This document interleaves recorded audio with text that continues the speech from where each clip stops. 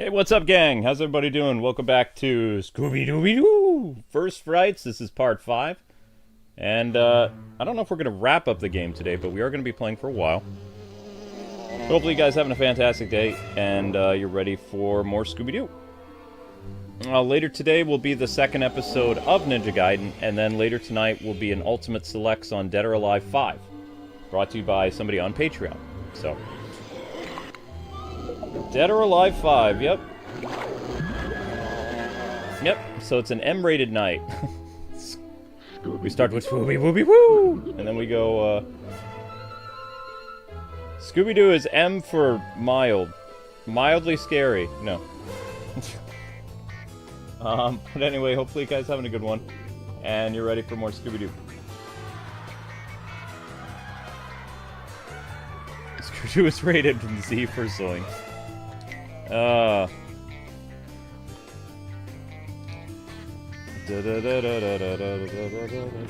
So tomorrow, guys, at noon starts the uploaded episodic stuff of Double Dragon. That way you guys can watch it, and there'll be 8 episodes. I don't know how long they'll be, but I've made a new thumbnail design. And we're trying to keep views stable at noon, so make sure you guys watch that tomorrow. Even though you saw the live stream, it still will help to watch the uploads. Whatever we can get for it. If they do too badly, then I'm going to make it a members-only series so people can, you know, watch shorter episodes, because I don't want it to hurt my channel.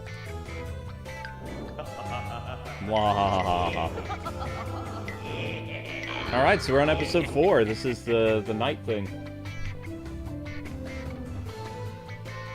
Jinkies.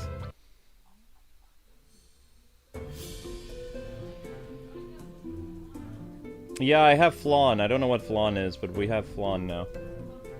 So can you guys hear okay? Is my voice coming through loud and clear, or am I still too quiet? Let me know. Because a lot of people said that you haven't been able to hear me on streams lately.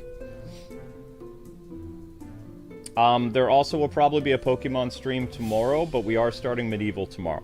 So, the game that you guys saw, in the short today, that's the new series that'll be on the channel. Now, originally, it was 9 uploaded episodes at 40 minutes long each, 30 to 40 minutes long. So, I'm assuming that the live stream series will probably be 4 episodes. It's not going to be that long of a game. But please support it, because we need people to watch our streams. We've been losing a lot of subscribers lately. YouTube's been purging a lot of people, so make sure you guys subscribe if you haven't already, okay? Thank you. Also, become a member. It's just $5 a month. And it really helps the channel out a lot. Sire, your guests are waiting. Yes, almost ready. My mustache could do with a brush. Costington, pass me the brush.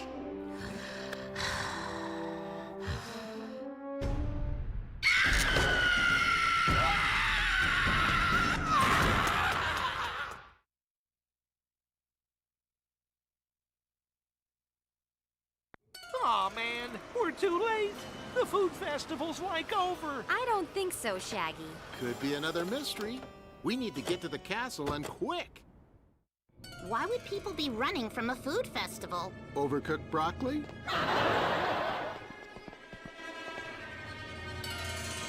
My gosh, all the puns. I have to say though, that is true, because broccoli needs to be exactly cooked correctly. When you overcook broccoli, it is very soggy. And it turns to mush. So yeah. A perfect way to cook broccoli is to like blanch it a little bit. And just have it like in the water for a little bit. So it's like really bright green, but when you overcook it, it becomes like brown green mush. I think that's what they were talking about.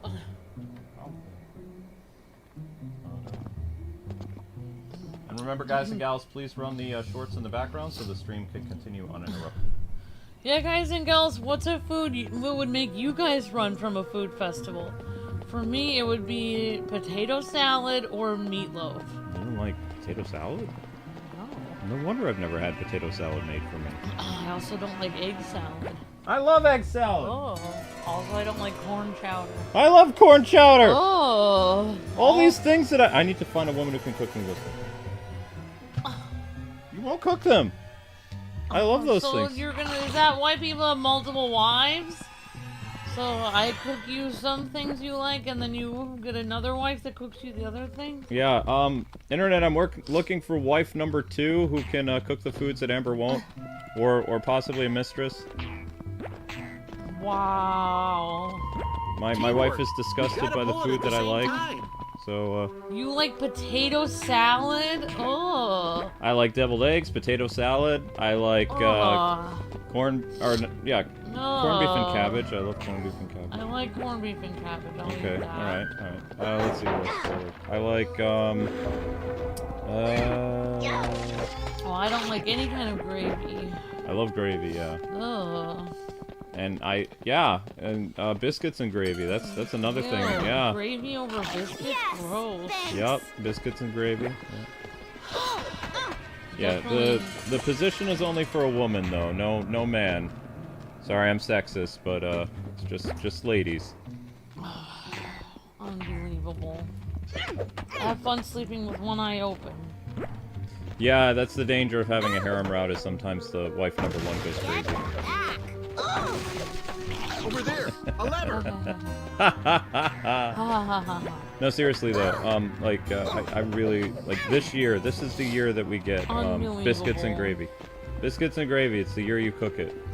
Wow. It's almost our 20th anniversary, and you still haven't made biscuits and gravy. That tradition needs to die because I want biscuits and gravy because you're an excellent cook and I want it. We've got to pull it at the same time. Yeah, it's happening. Jotaro says it's easier to just steam vegetables to keep them crunchy. Awesome, Jotaro. Yeah, we don't want to overcook them. Anything with mayo will make me leave. I cannot eat that stuff. Yeah, like potato salad has mayo in it, and so does egg salad. Gross. Gross. Go home. Oh, I can't even imagine, like, the egg would get all, like, mushed up. I agree with you on meatloaf. I don't like meatloaf. Also, you know what I don't like? Is, like, anything with an avocado spread. Gross. Like, if you're gonna have avocado, it either has to be in guacamole, or you need to slice the avocado onto something, like, to... Silly Velma. Just, like, I need make to it press into the an avocado buttons in the spread. right order. Did you eat your ramen already? No, I was waiting for the water. Water to filter? I have to use the filtered water from our Brita filter. I don't Oh. I can't just use bottled water. Yeah. That's expensive. Yeah. Understood. Okay, Freddy. Alright, all aboard the Freddy train. Heave! Whoops. So you would be willing to have a second wife just so she could make you biscuits and gravy? Wow. Need your help Yep. here? Biscuits, gravy, Beverage corn bowl. chowder. What else? Deviled eggs, egg salad. Yeah. You had salami ramen? Interesting, Blue's Cat. Yeah, but the this is also important. I already have a blonde wife, so brunette with green eyes, and between the age of 25 and 38. There you go. I hate you. I'm putting the flyer out there. I already have a cute blonde. I need to complete the set.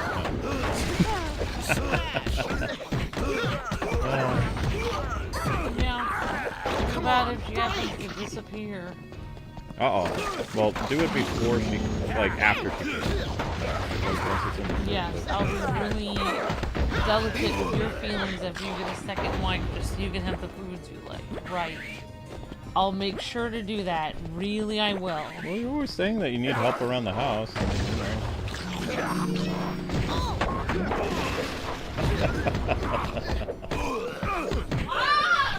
Get her, Link! Get her to approve! I need my wife's blessing before I do anything.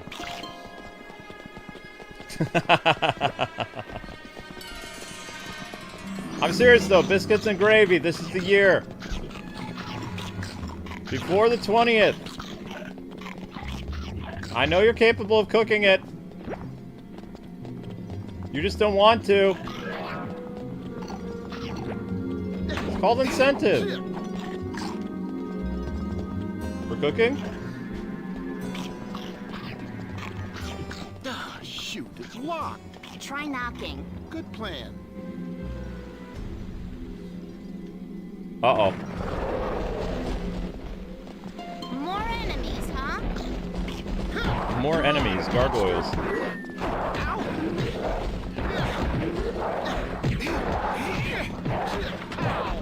Night reveals who they truly are. Gargoyle monster. Ow. Wait, that's Disney.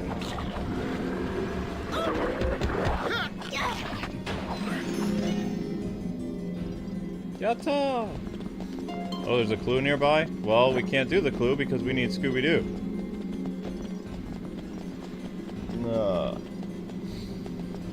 Da da da. And Stay down. Alright, Velma, you're up. Shaggy, that's for free roaming.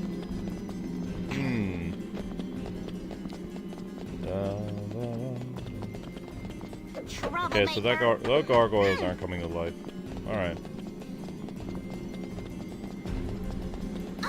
I will do anything for biscuits and gravy.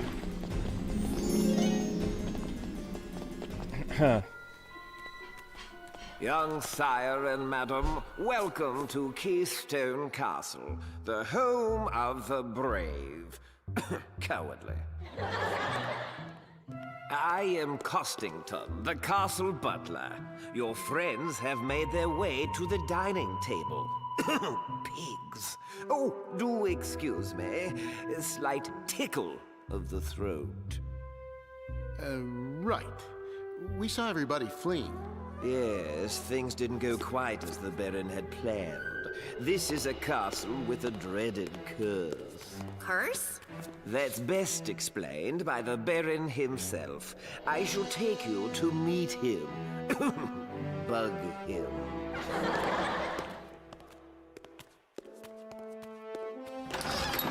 Gustington, my slippers have lost their fluffiness. Fluff them! Are you the Baroness? No, the Baron's my brother. I am Lady Azarni van Rickenstoff, named after the great Lady of Keystone and rightful heir to this castle. Pleased to meet you, ma'am.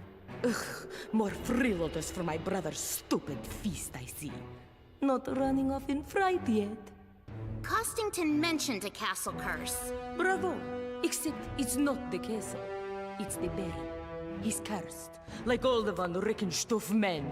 The Witch Queen will threaten them for as long as they reside in this castle. That is our family's curse. Spirit, huh? Well, ghost hunting is our specialty. We'll need to speak with the Baron. Yes, right this way. Fluffy! The courtyard is directly through that passageway. You'll find the Baron there working. Hiding. Daphne, it's Fred. You there? Yeah, I'm here. We're in the castle now. We just met the butler, Costington. Strange, huh? Strange is right. Lady Azarni is pretty strange, too. Who? Lady Azarni, the Baron's sister. I didn't see her there. Oh, well, maybe she was upstairs or something. Yeah, maybe. Daphne out. Alright, gang, we're back. So, that dude has a long nose, and everybody in the chat is saying he's sus. Yeah, probably. I mean, the butler did it, right? That's usually how it goes. The butler did it! And stay out. Scooby-Dooby-Doo, babe, where are you, babe? We got some work to do now. Yeah, my wife gave me a nice day today, so...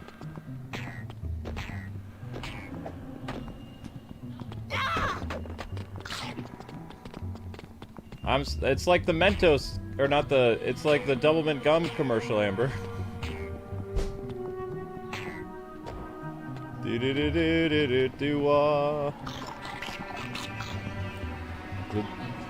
Oh, that's the Mentos commercial. I don't remember the Double Mint gum commercial. Oh gosh, I can remember they always had twins in the commercial.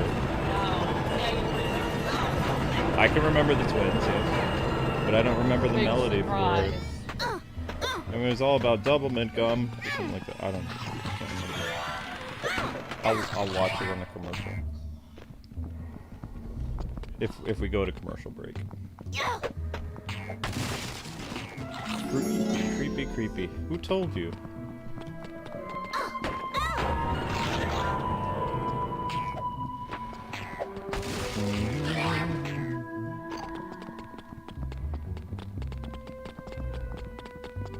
No, that's not it. That's not the 80s commercial. That's the original 50s. Even 90s commercial would be fine. Uh-oh. Oh, that was easy. It's funny to me that Velma has the, Some for Shaggy, too. More for Scooby. Yeah, double your freshness, double your fun with Double Mint gum. That's it, yep. So I can double my fun and freshness. No, don't play that too loud. We'll get in trouble. That's copyright. Double your flavor, double your fun. Double something with double fun. It's also double the fun. So having two of anything is fun. 2 controllers. And stay down. 2 slices of pizza. 2 wives. Huh? Get back.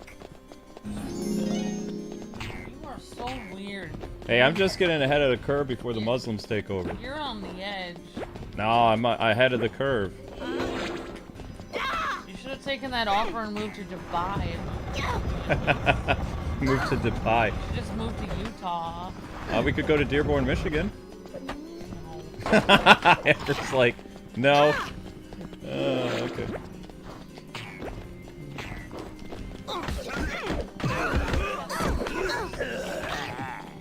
This is great family-friendly bakery. Yay, family friendly. Papa laws coming into effect have changed forever. I've seen too many harem animes.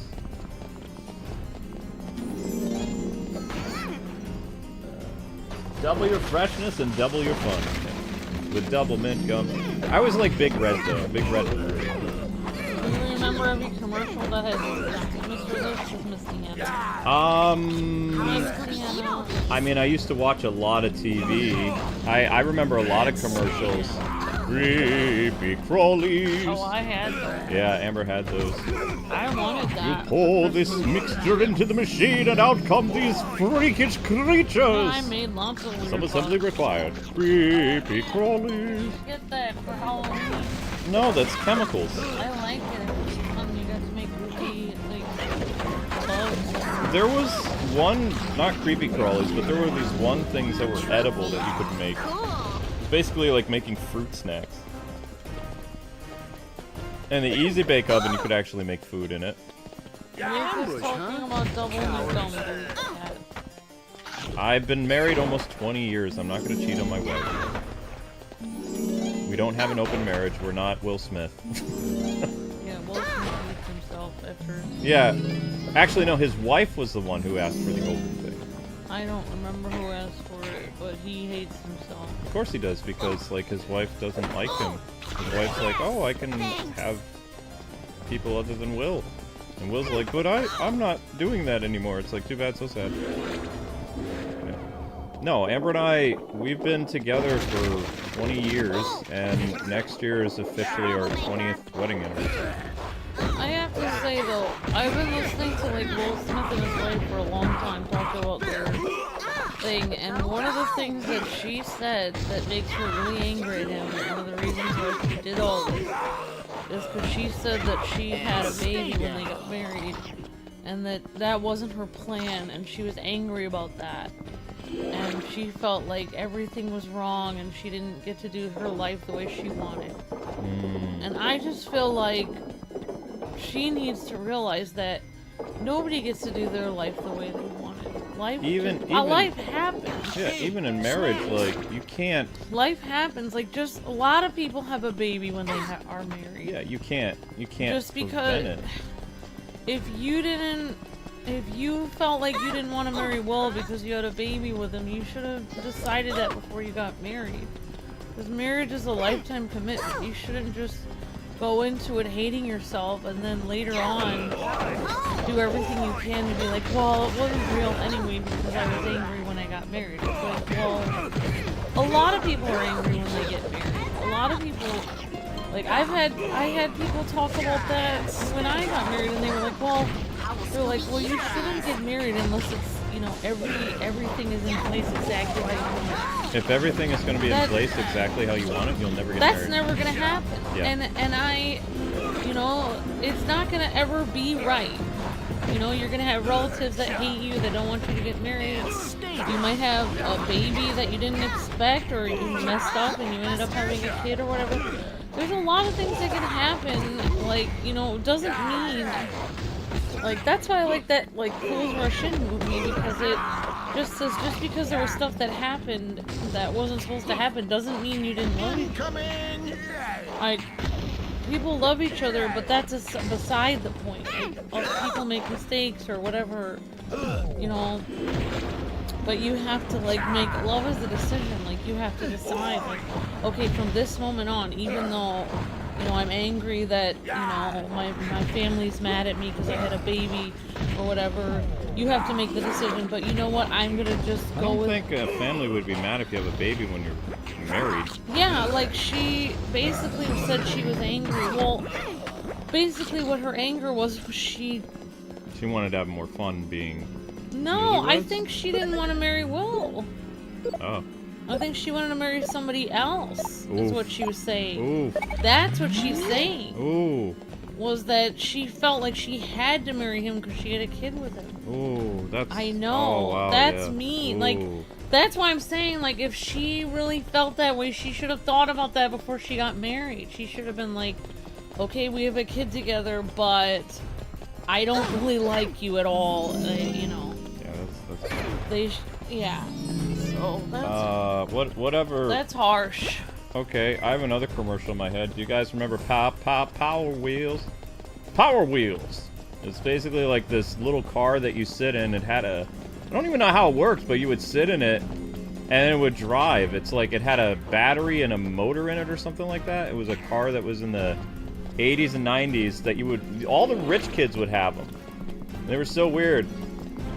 And it's like, my dad, he brought home like an imitation Power Wheels, and he brought me to the top of the hill, and I just drove down it. But like, I drove down it because of gravity.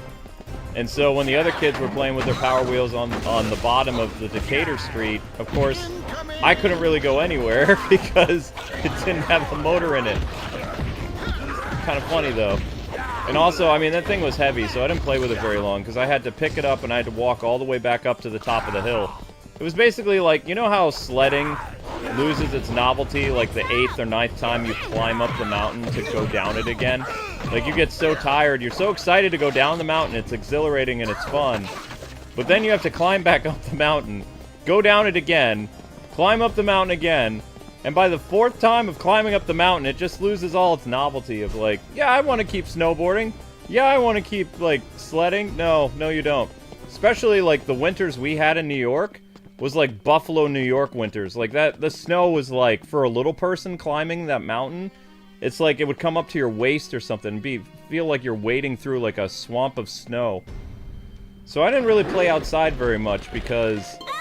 Well, when you live in the mountains, it's not fun to, you know, keep climbing said mountain to go down the hill. Unless you're going to a ski slope, then you can ride the ski slope thingy, but still. You get a lot of exercise for walking up those mountains. And we're not talking hills, I'm talking mountain. Like, we had big little mountains in upstate New York. So, I mean, you know, sledding and snowboarding was fun, but sledding in New Jersey? Actually, I think there is a I think there is, either they go to the Poconos for skiing and snowboarding in New Jersey, or they have a mountain near Newark, I think. I always thought there was a ski place in... Miss Deanna! Is there still, like, a ski resort in New Jersey? Or do you guys just go to Pennsylvania or New York or Connecticut? Like, do you guys still... I think it was, like, the 80s or 90s, you guys had, like, not a ski resort, but it was, like... I'm trying to remember what it was called. I used to see commercials for it when I was a kid. And it said it was in... Because we got commercials for New Jersey in Peekskill.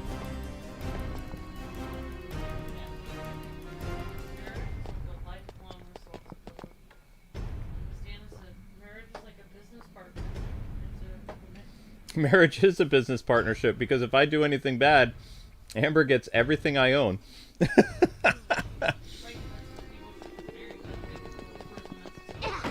Like, people are like, well, there's divorce insurance. It's like, for the wife there is. When your husband, like, does something horrible to you, she gets half of everything. Amber's counting on it. She's always watching me. Now I'm saving up for a robot.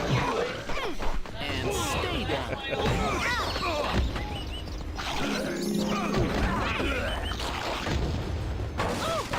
YouTube? What's a YouTube husband?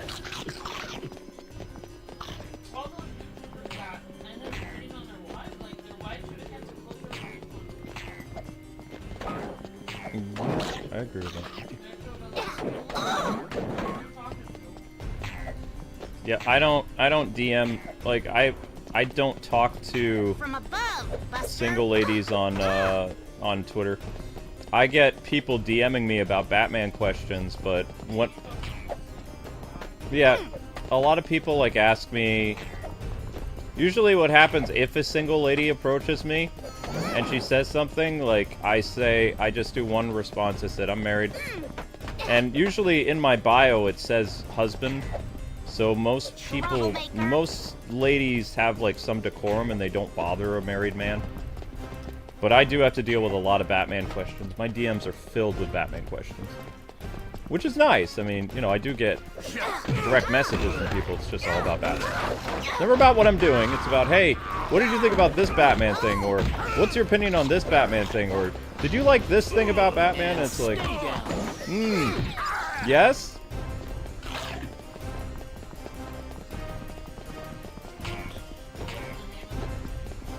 Is this Scooby-Doo first Frights? Is this breaking? No.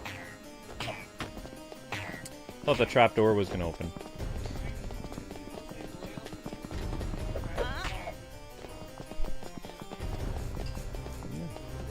Yeah, Amber and I mean, we're probably gonna do something like in Philadelphia, or maybe we'll go to New Jersey for our 20th. I don't know. We're gonna do something local.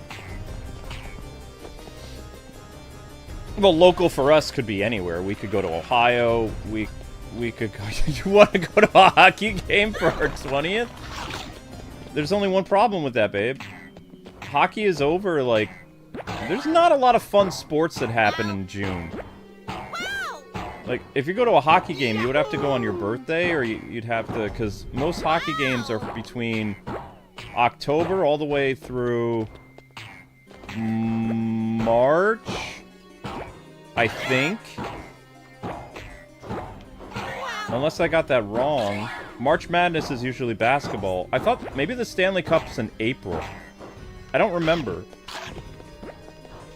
I haven't really paid attention a lot to hockey very much. A basketball game? I've never been to a professional basketball game. I've been to a hockey game. And I've been to a professional baseball game. A couple times. Which I did not like. Because that was the summer of 1996, and that was hot. in Three River Stadium in Pittsburgh, Pennsylvania. And my grandma was... My dad's mom was standing on top of her seat with a bullhorn because the Pirates were losing. And every once in a while you'd hear, you were allowed to bring a bullhorn, yeah. You know. And I was always like, well, isn't that a bit expensive, Grandma? And she's like, oh no, this is a great investment, because she says, I use this when I go to the Steeler games too. So my grandma was a Pirates and a Steelers fan. Yeah, and she yelled at people with her bullhorn. She would say things like, let the parrot pitch. She's like, how can you get another home run? The shortstop needs glasses because he missed that one. Yeah, my grandma was on her bullhorn, and she was hilarious though. But it was my Aunt Hazel who came up with let the parrot pitch, and then my grandma, who was the younger, like the middle sister. From above. You know, Hazel passed this year. Hazel and Mabel were my grandma and my aunt, and they were super sports fans. What was funny to me is like my grandmother and my aunt, like, they basically acted like, you know, sports guys. Like, they were super into baseball and football. Like, my grandma was very, very quiet and reserved, except when it came to the Pirates or the Steelers. And then she would come to life. I don't know why she likes sports so much. I always asked her, like, when she was alive, I was like, why are you such a baseball fan? You know what she said to me? Why do you like video games? I was like, touche. Yeah. She loved it. She also told me, she says, sometimes it's okay for fans to be angry because fans know that their team is capable of doing better. And so me yelling at them, not only showing that I'm frustrated with them, but also I know that they're capable of performing better. So, you know, just because you're a fan of something doesn't mean you need to always, like, you know, be That's where I got my DC fandom slogan from. I stole it from Grandma Mabel, yep. It was like, that's... Exactly. Like a fan has every right to criticize. You don't always cheer just for the sake of cheering. You also know that your team is capable of being better. So you know, you expect more from them. Ah, Fred died again. Does this break? No, it does not. For my 20th anniversary, I'm getting a second wife. Nah, that'd be my midlife crisis. I don't think I'll have a midlife crisis. I'm very happy.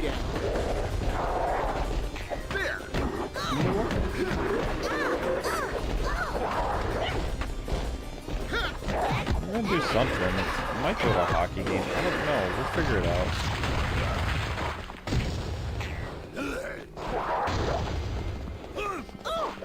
We haven't been in the National History Museum. Well, that might be boring. I don't know.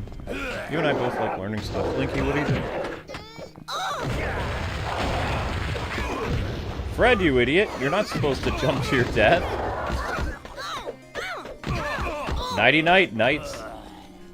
And you guys, you can hear everything, right? You can hear the microphone better today? Well, I mean, the Pirates were losing, so... Here we you go. know. They were more annoyed at the team losing. Yeah. I mean, I think they did find it funny. My grandma wasn't the only one with a bullhorn, though. There were other people. Yeah, they were saying pretty nasty stuff. Yeah. If you try to shelter your kids from swearing, don't come to an East Coast, like, football or baseball game. There's nothing family friendly about those events. You can't shut off the world.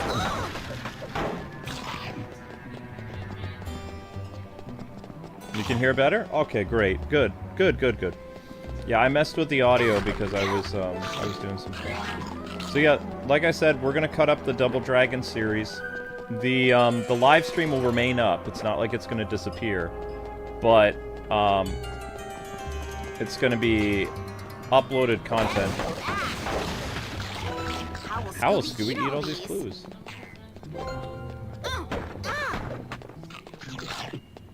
No, I won't be doing City of Wolves.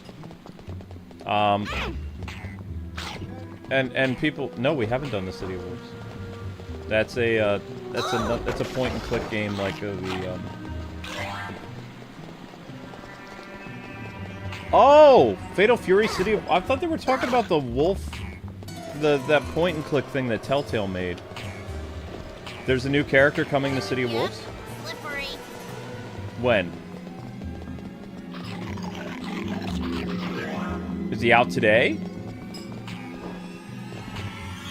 I missed Andy. But I could do Ronaldo. I love fighting games. I never miss an opportunity to play a fighting game.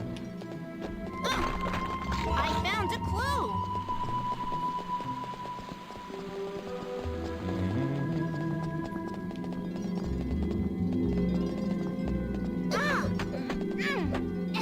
Troublemaker. Troublemaker. That's me. I'm a troublemaker. Ask my wife. Yeah, see, Amber agrees. I don't know, the National History Museum might be kind of fun. Stay in Jersey and then go to... take a train to the National History Museum. That'd be interesting. We've only ever seen it in movies. Oh, well, that's a little ways away. More for Is there Scooby. any DLC that dropped recently?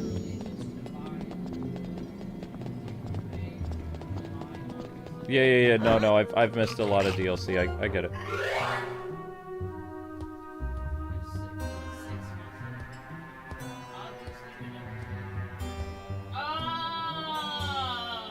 What? I think he's the soccer player. Oh, no, I don't want to play. No, I don't want to play as a soccer player. Daphne, come in. This is Velma. Over. No. This is Daphne. We found gold. Jeepers, gold? How? Where? Just on the ground in front of the castle. I can't believe you guys missed it. Are you serious? Do you think these two saw anything on their way to the castle dining room table? Great clue hunters they are. Yeah, when the clues are food. Velma out. That's it. Up ahead. Look. Looks like a courtyard to me. Yeah, no. If there's a DLC character in either of those games, yeah. I thought Ken was supposed to come out soon. I might have missed Ken. But yeah, somebody was asking, do we know about Joker and Sonic Racing? We already did a video on it. And, Amber, I did find the template of the one I did with Minecraft. So I'm going to be changing your Joker thumbnail. Okay, Amber doesn't care. Okay. From above, Buster. See Viper? Okay. I could maybe do Viper tomorrow. I'm still trying to, find stuff to do.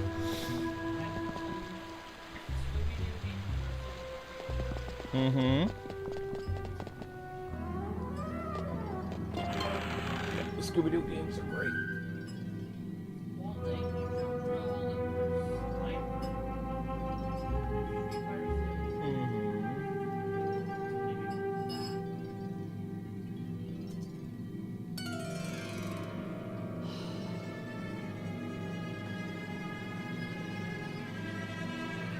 You ate a lot of ramen.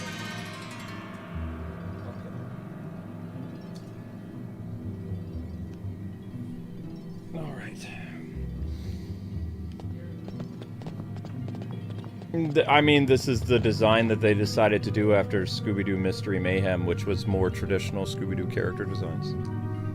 They went with their own style. Their own dorky style, yeah. Fred the Centurion? It's supposed to be a knight! The Romans weren't knights. Yeah. So we're playing a medieval game tomorrow, guys, and it's called Medieval. Stay down. From above, Buster. Snacks for Scooby-Doo. So Scooby-Doo coming after you. Gonna solve that mystery. I'd have to jump to get that. There. Jump attack should do the trick. What is Flipper?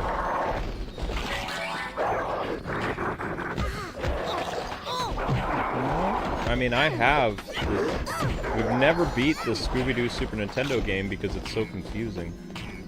In fact, I still think I've never beaten that game from my childhood. Because I don't know how to beat it. I'd have to watch a guide on how somebody did it because there's always one clue I can't find. And I can get halfway through the game, but I can never finish it.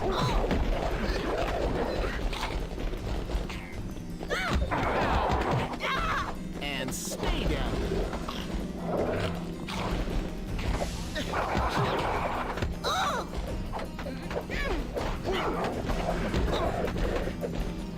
From above, Buster.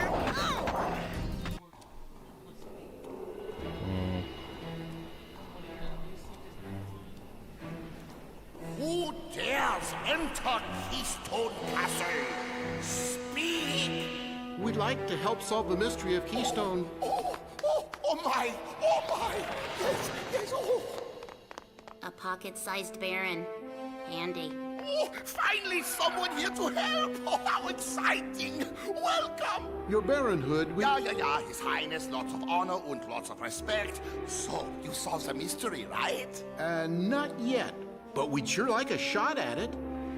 My ancestor, Lady Azani, she had this castle built 900 years ago, but never got to live here. Her evil brother had her thrown into the dungeon forever and took over as Baron. For years she practiced black magic in the dungeon, vowing to return in the afterlife and get revenge. Every Baron von Rickenstuf since has met with a horrible fate. So, you're thinking you could be next? Oh, I know I am. Her spirit appeared again at the festival in a blast of fire, promising my doom. Everybody ran. It's just a matter of time before she comes for me. Oh, if you want to help, go to the woods and find Cal Perkins, the castle huntsman. He knows the castle grounds better than anyone. Okay, let's find the others first. We'll need the whole team for this one. Alright, on to the next chapter. So here's a little history fact for you guys. Just to show you how nerdy I am. But a centurion basically would be the rank of a captain in today's army. And if you were taken into custody by a centurion back during Bible times, that was a big deal. Centurions also had about 80 men under their, station. So it was different than a legionnaire or like a foot soldier or something like that. So if you were arrested by a centurion, it'd basically be like a captain or an officer. Like it's so that when Paul was taken in by the centurions, that was a big deal. That means Rome sent their big dudes after him. But what I was saying about it's weird that they gave Fred a centurion costume is we were in medieval times, like a medieval castle, like European castle. So it would make sense that his costume would be that of a knight, is what I'm saying. Like, it feels kind of not on brand to have a centurion Roman armor for Fred to wear in the next mission. Not the right time or place. Yeah. Not the right outfit. Yep. Not the right type of warrior person. No, not the right type of warrior person. But centurions were very nasty in combat. I still think a samurai was much deadlier in combat than a European knight or even, the Roman army. I would not want to fight. If I had to choose to face a Roman soldier in hand-to-hand combat or a samurai, I'd probably choose a Roman soldier. I would not want to fight a samurai. Nope, nope. I don't think hardly anyone would last very long against a samurai. No. Even like watching that movie, The Last Samurai, those people, there was only a small clan of them and they fought off like hordes of people with guns. Or just a few of them, a small village of samurai. I was like, whoa, this is disturbing.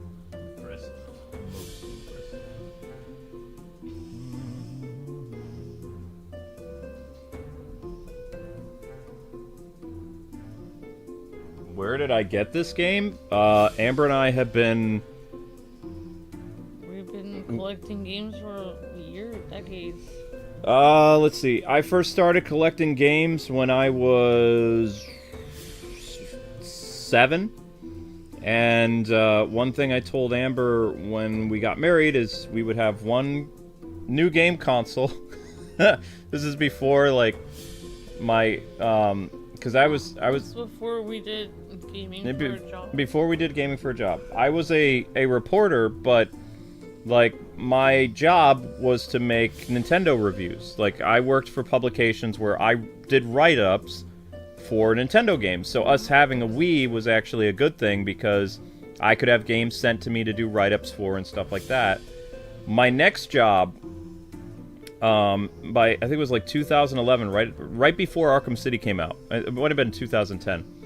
I talked to Amber and I sat down and I said we need to buy a PS3 because my job is saying that I need to cover PS3 now in order to keep my job because I'm being paid a little bit more, and you know, they're gonna have me do this. And Amber was like, well, why can't they buy you the PS3? And it's like, I would love for them to do that, but they're gonna send me the game. Because the PS3 back then was expensive, so Amber and I had to figure out how we were gonna do it, and we basically were like, okay, it's for work, and also we can watch movies on it, because it could play Blu-rays. So that's pretty much how... And then our YouTube channel, a year and a half later, really took off. Oh wow, Misty Innes says, I actually read centurions as centenarians. A centenarian is someone who's 100 years or older. So I thought, wow, Paul was taken Those away by these blackberries old sure people. were tasty. But like I think we're lost, Scoob. Boom. Let's find the gang. Yeah. Let's find the ring. Ha! Oh, yeah. Now we're playing as Shaggy. Oh, sorry, Shaggy. Well, it's funny because they were talking about, like, when that whole thing about the Roman Empire was trending, there were these ladies on The View and they were talking about it, and they said they were laughing and saying that they're like, Rome only lasted 400 years, and they were laughing. Which is hilarious because the United States is only 280 years. And also, technically, Rome did last almost 1,000 years because in reality, Rome in its prime was only 400 years.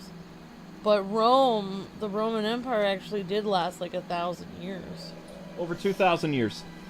The Roman civilization lasted for 2,000 plus years from traditional founding in 753 BC.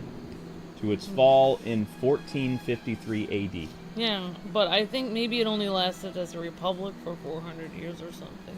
Yep, the fall of Rome usually refers to the collapse of the Western Roman Empire in 476 AD. Oh, right, because Rome actually did survive after the collapse because there was the eastern and western part of Rome. Mm-hmm. So technically it continued.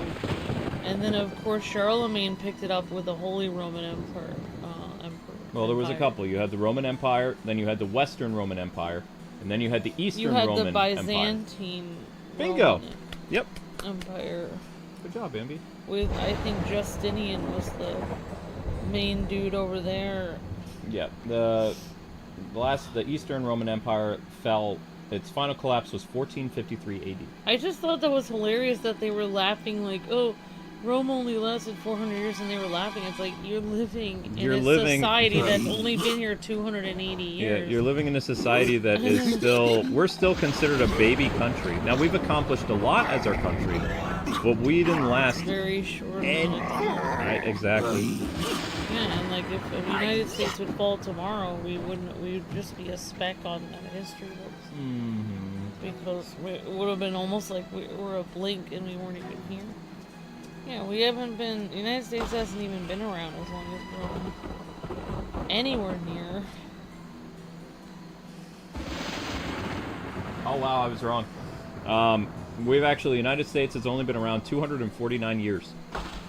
Wow, that's Next really not year, very much. on our 20th anniversary, July 4th, 2026, the United States will be celebrating 250 years of independence. Wow.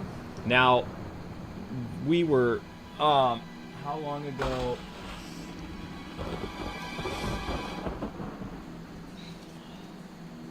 What people are probably thinking of is when the Pilgrims came to America, which was 404 years ago.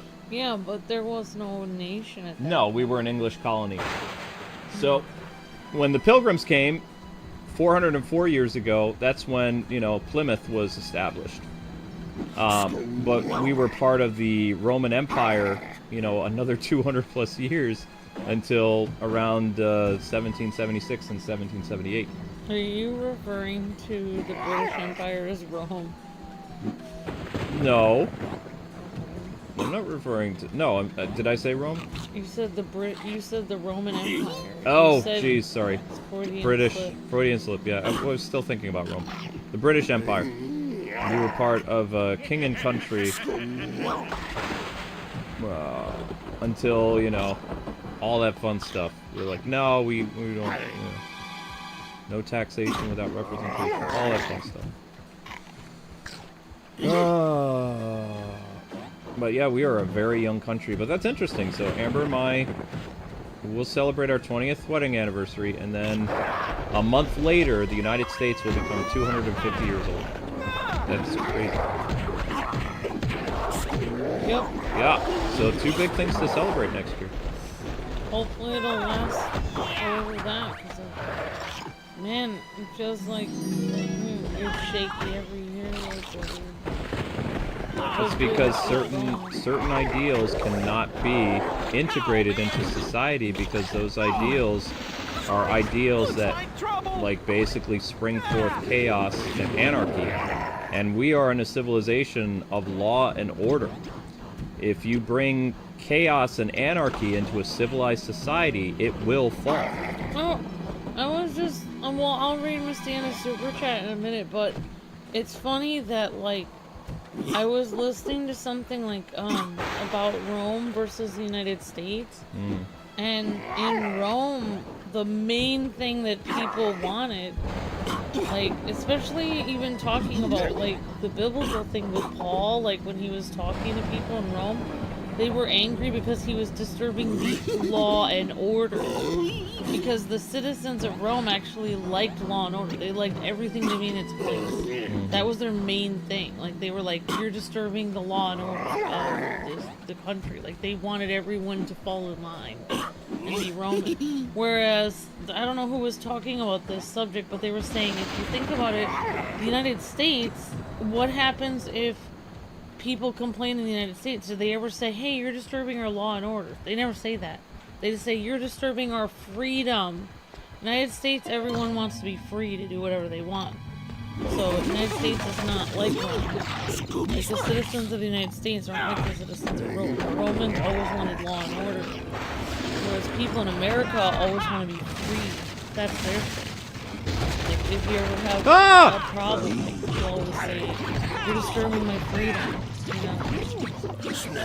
But we are law and order. But we do, like, you can have freedom, but you probably do need law and order too. No, you have freedom to some extent. You can't go into a theater and scream fire. You're going to get arrested if there's no fire because you're disturbing the peace, as well as you're creating a crime that doesn't exist. Yeah. And you can't say on social media that you're gonna go, like, meet somebody, because, you know, you can't do that. You'll get arrested. because how do they know you're not going to follow through with it? You can't threaten. You have freedom to a certain point, but there are laws. You still have more freedoms in most countries. But... Right. Thank you for the super chat. Miss Deanna says, technically the rest of the country is kind of seen as a sassy teenager. Yes. If we're talking about young countries, no further than Singapore, says Miss Deanna. Yep. Yeah. There you go, Amber. Daphne the Viking. You can now purchase this costume in the clubhouse. So not only do you got Fred the Centurion, but now you have Daphne the Viking. Oh, that's interesting, Miss Deanna. Miss Deanna said that was kind of, some of that was talked about in the musical Hamilton. Mm-hmm. I didn't know that, Miss Deanna. Yep. Yeah, it is interesting that if you would time travel from the United States to the normal area in the United States to a normal area in Rome, say you made a sound disturbance in the middle of Roman Empire, everyone would say you're disturbing the law and order. Mm-hmm. But if you go to the United States and you do something disturbing, like, you know, you're making a mess or you're making a problem, you're bothering people, they would say, hey, you're hurting my freedoms. So everyone in the United States has this mentality that they want freedom, but in the Roman Empire it was completely different. Their citizens were completely had a different mentality. They wanted order. Whereas the United States, we don't really care about order. We have to have it, but we don't like it. We like to be free.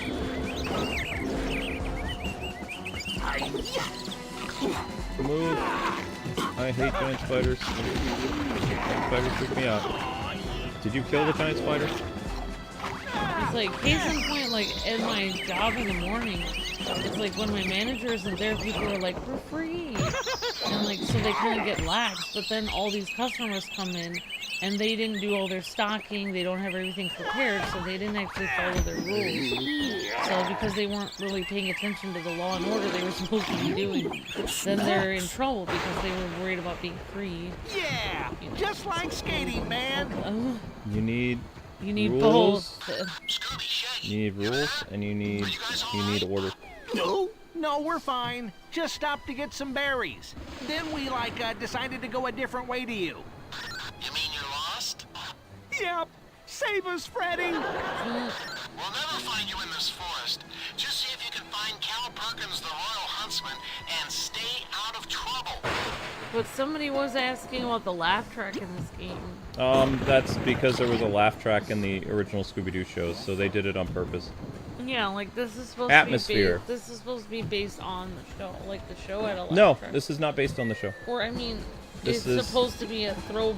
Like the laugh track is because there's a laugh track. Yeah, it's a throwback to the show, but like the designs and everything, it's not. It's its own thing. They didn't even have any animated movies that looked like First Frights and the Spooky Swamp. Spooky Swamp and First Frights had their own brand new exclusive video game designs. Like, whereas Mystery Mayhem and another Scooby-Doo game utilized the designs from Scooby-Doo Where Are You, which was the 60s Hanna-Barbera show. So that's what they did. And personally, I think that Mystery Mayhem has much better character designs than this because they're actually based on something real that has substance. Whereas this was like a cartoony approach that they did to do something, more video game-like. They were like, okay, we're gonna do this. We're gonna change it up and make the characters look like video game characters. The character models look much different than the show. Yes. It almost looks like, somebody was telling me before, these character models kind of look like a pup named Scooby-Doo. It's like, well, if the kids became teenagers in a pup named Scooby-Doo, sure, but they're only like 6 or 7 years old in the show. But the designs are very similar. So it could be a throwback to that, I don't know. All depends. Oh wow, I didn't know that, Miss Deanna. That's why New Jersey is called the third state. It became the third colony to become a state, and Pennsylvania is the second colony to become a state. Oh wow, Miss Deanna. Correct. Wow, I didn't know that. Oh man, not more. Come on. Well, we know that Delaware is the first to become a state. That's why it's called the first state. Oh wow, Miss Deanna.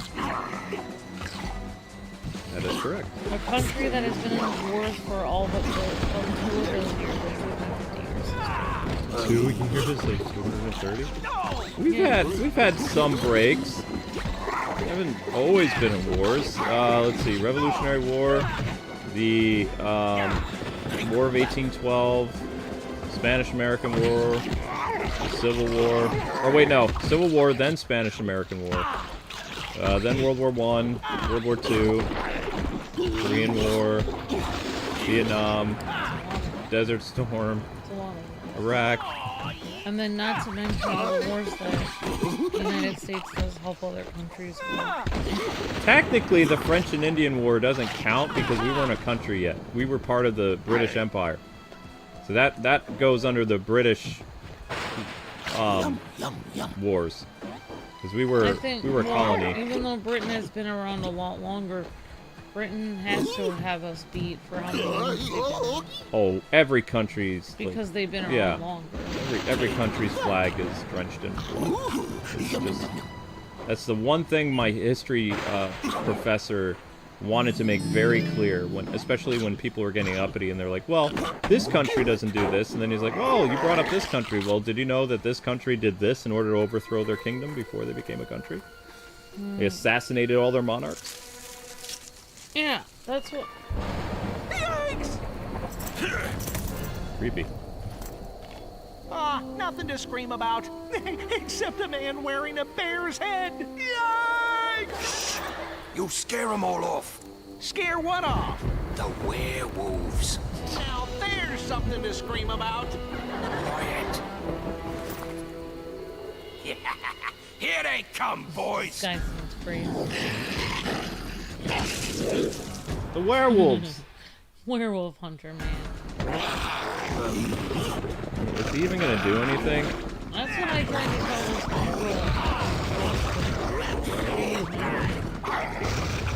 She was kind of lying. I think she was used to it. She was mentioning that some of her origin or nationalities were from another state. And she felt bad about being Spanish because she felt that the country had like bad things about it. But every country is like that. So you don't, and then I told her, I said, well, I'm a Viking, so like, I said, I don't think, I said, every nationality is bad things.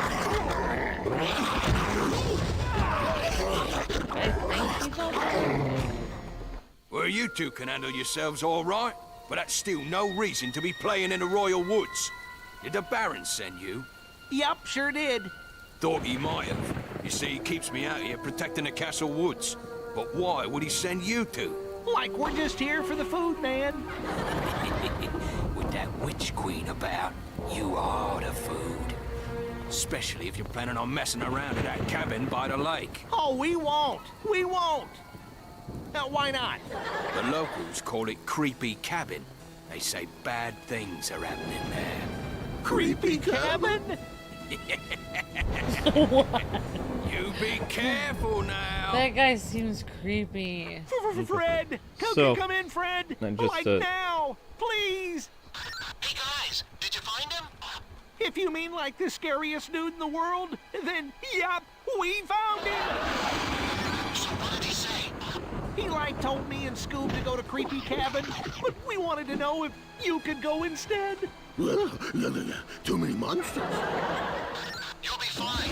Search Creepy Cabin for clues and remember, be careful. Oh! I know, Scoob.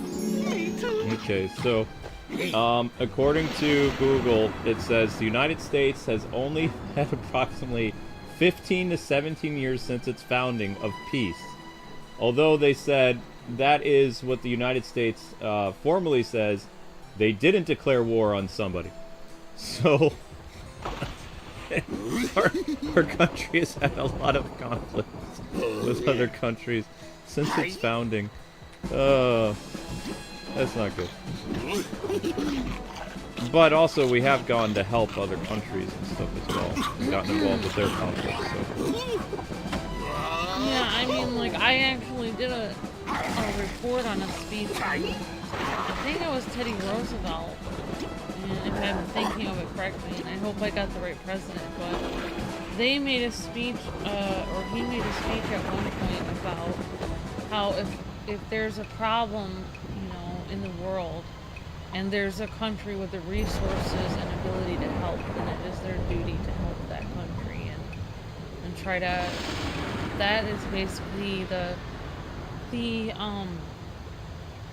mentality of the United States, is that they, you know, they have the moral and the manpower, the moral like high ground and manpower to help other countries learn from them. So that's why they do good. They go overseas and try to, you know, sometimes they mess up. Reference of that, going over to other countries to help with their conflicts. Sometimes they mess up, but in general, the whole idea is supposed to be helpful. It's supposed to. Yep, so some history scholars believe that the United States calls the long peace between World War II and other things, but then the other scholars from other nations are like, well, you say this was the long peace, but this is also when the United States began, quote-unquote, its military campaigns where they did not formally declare war against the country. And they said that went all the way to the 90s. And, you know... And like, because I don't believe we formally declared war on Korea. We were just over there during the Korean War. I believe we formally declared war on Vietnam. My cousin fought in the Korean War. Grandpa fought in the Korean War. In fact, my cousin is still over there. Well, he found a wife over there. Yeah. So he didn't do that. And he's in South Korea? Just like skating, man. Yeah, as far as I doubt he'd be in North Korea. Yeah, no, yeah. Like we can do this, Scoob. Let's tell the gang, then get out of here. Oh, wow, I can't remember. I think his name is Dan. Yeah, it's Cousin Dan. Yeah, you remember. Yep. No, I remember that. Cousin Dan from South Korea. Yeah. Yeah.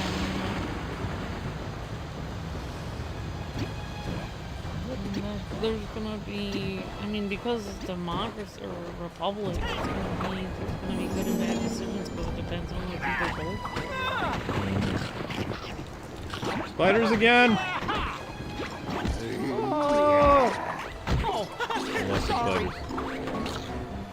Oh, but a lot of people miss these Scooby-Doo games. You know, they haven't really made a new Scooby-Doo game in, like, it's almost been, I think it's 17 years now. Like, Warner Brothers, they should really, whoever buys Warner Brothers, they need to bring back the Scooby-Doo games because they were actually a lot of fun. And every time we play them, we get so many people like, oh my god. There was a Scooby-Doo game? Yeah, we also get people with nostalgia. So it's like, if people have nostalgia for something, like, think about Lego Batman. People have nostalgia for that, and they're bringing that back. So they should really bring Scooby-Doo games back. Now they have the capability to actually make the graphics look a little bit. It'd be nice if they kept the same feel to it, like the laugh track and the same charm, but they improved the graphics a little bit. The funny thing is, Disney is not up for buying Warner Brothers, but Netflix and Paramount and a couple other companies. I hope Paramount does. I think Warner Brothers would be good with Paramount. Yeah. I feel like Paramount is a company that I don't have any like problems with. They seem to make good movies, and I don't. Well, Netflix is going to make a new Scooby-Doo show. Hopefully, it won't be like Velma. I don't think it will. I don't think they're making a edgy adult thing. That's not going to help us. You would need to do free roam or free play or whatever. Yeah, I just don't understand why every time a show is badly written, they say it's for adults. Easy. What adults are gonna wanna watch this? The thing is, you can make Scooby-Doo for adults, but you need to keep in line with what makes Scooby-Doo Scooby-Doo. So, the Velma show was just basically like a show against the status quo that was to go against traditional family values and just to completely, you know, tear apart the legacy of Scooby-Doo. Like, and of course, you know, that would agitate fans and all this other stuff, which it did. And it didn't last that long. Scooby-Doo at its core is fun family entertainment, and even the Mystery Incorporated show, even though that show was kind of dark, it's still at its core principle of the characters, it was Scooby-Doo.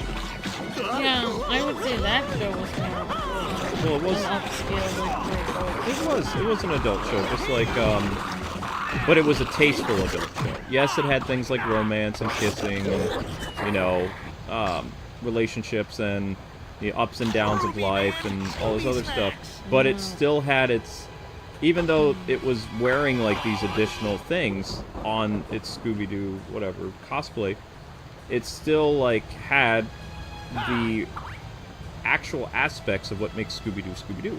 Yeah, I mean, like, Oh, man. I don't know, solid it's funny ground. that we had a weird comment on a video a while ago that was, like, about Velma and Shaggy, and, like, you were saying about the plot of that show where she kept hanging on for Shaggy and he just kept choosing the dog over her. Until like, later on the show where he regrets it. Yeah, but anyway, somebody wrote, they were like, that's not the reason that they didn't work out. She just realized that she never liked him anyway. Careful. Oh, sorry. But I don't think that person understands the situation very well, because If that's you true, could then why see did how- Velma bring up in so many instances where she was mad at Shaggy for dumping her over a dog? Yeah, you could see how much pain, because I'm just gonna go from Velma's perspective. Velma is even though she doesn't look as put together like as Skating, Daphne, man. like as She does in that show. Chrissy, but she does look put together. She does wear a skirt, and she does have a sweater, and she's always got her glasses. And she's not only put together in her looks, but also she researches everything, and she's very serious about everything she does. Whereas Shaggy is just going with the flow, wearing his baggy t-shirt and not paying attention to most things. So, like, literally, no offense, but somebody like Velma, who is as smart as she is and as studious as she is, if she didn't like Shaggy, she wouldn't put up with everything that Shaggy does. And Because, also, like, Shaggy doesn't put any effort into his clothes. He doesn't put any effort into researching what they're trying to do. They're sleuthing. Yeah, go ahead. I'm going to interrupt I'm sorry, you. but So, at the very beginning of the show, it's confirmed that Velma and Shaggy are dating secretly. Like, the very first episode, she's hanging out with him in the back of the car, and she's trying to get frisky with him because they've been dating for a month that no one else has known about.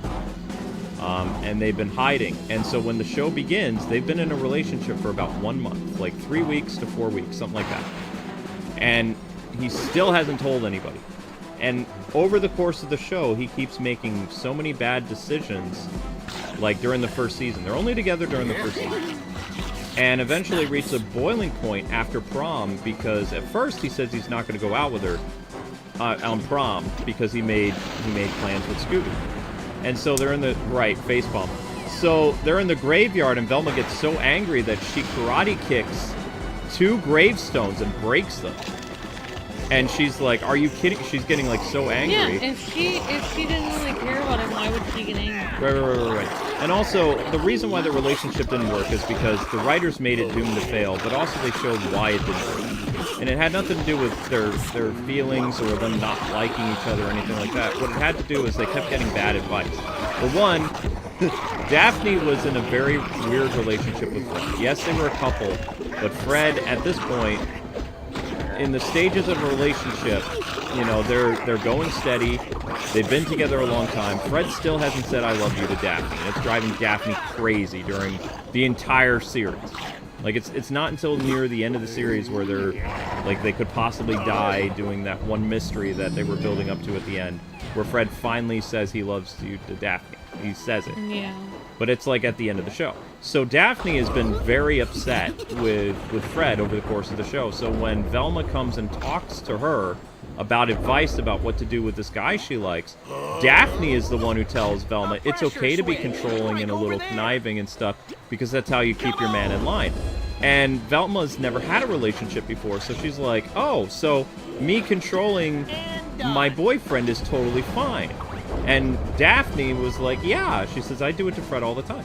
So Velma kept getting bad advice from her parents, from authority figures about what to do with her relationship, and then she would try to do things based on what other people said. She tried to become controlling. She tried to order Shaggy not to eat certain foods because she was worried about his health. She got mad at him for using, like, improper speech, like and other things, so she had him hit himself with a rubber band whenever he used the word like. And when he refused to do it, then she did the... Oh, no. I'm sorry. And this is why we don't put our foot next to the Wii U. See, ladies and gentlemen? This is why you do not put your legs near the system. Because these systems are old and they will reset. No, this is a teachable moment. This is something you have to learn too, honey. You can't do that stuff. I'm sorry, everyone. I bumped the system with my leg. You bump the system and the system shut off. Also, and that will also shut the system off. I am sorry. It's okay. I just have to do that level all over again. Oh, forget it. I'll just sit here in No. silence while you do it. No, it's fine. But that's why you gotta be very careful where you place your feet. It's okay. But it's not like It's not like a modern game. No, it's not a modern console where it's gonna go exactly back to where you were. No, it will not. I'm sorry. It's okay. I'm not gonna get on your case the entire time. But we do have to do stage 2 all over again.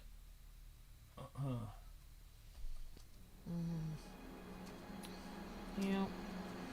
Well, I don't even... Those blackberries sure were tasty. But like I think we're lost, Scoob. Oh, let's find the gang.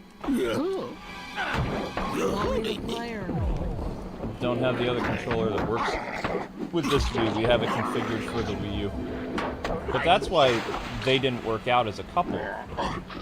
Is because she kept getting bad advice. And then she was trying to, because she had never been in a relationship before, so she was trying to do right by that because she really, really liked Shaggy. The advice that supposedly worked for Fred isn't going to work for Shaggy. No. Daphne was also mad at Fred, so, you know, because Fred wouldn't commit to anything other than... There's stages in a relationship. You date for a while, and then you decide whether or not you're going to go steady with the person or date exclusively, as they said in the 2000s, because nobody used the term steady by the 2000s. That was a 50s term. That was what teenagers used in the 50s and sometimes in the 80s. But when you date exclusive, you're saying, okay, I like you, and you and I are just, we're going to date only. We're not going to date other people.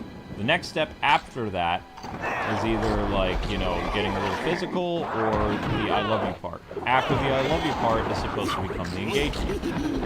Some people like to go, well, after the I love you part, then comes living together. But you and I don't believe in that, so, you know, that wasn't an option. So the I love you part, after that, is usually the engagement. And after the engagement is the marriage. That's how serious you are. Right? So, with Fred was supposed to be at the I love you stage because they had been dating exclusively for over a year.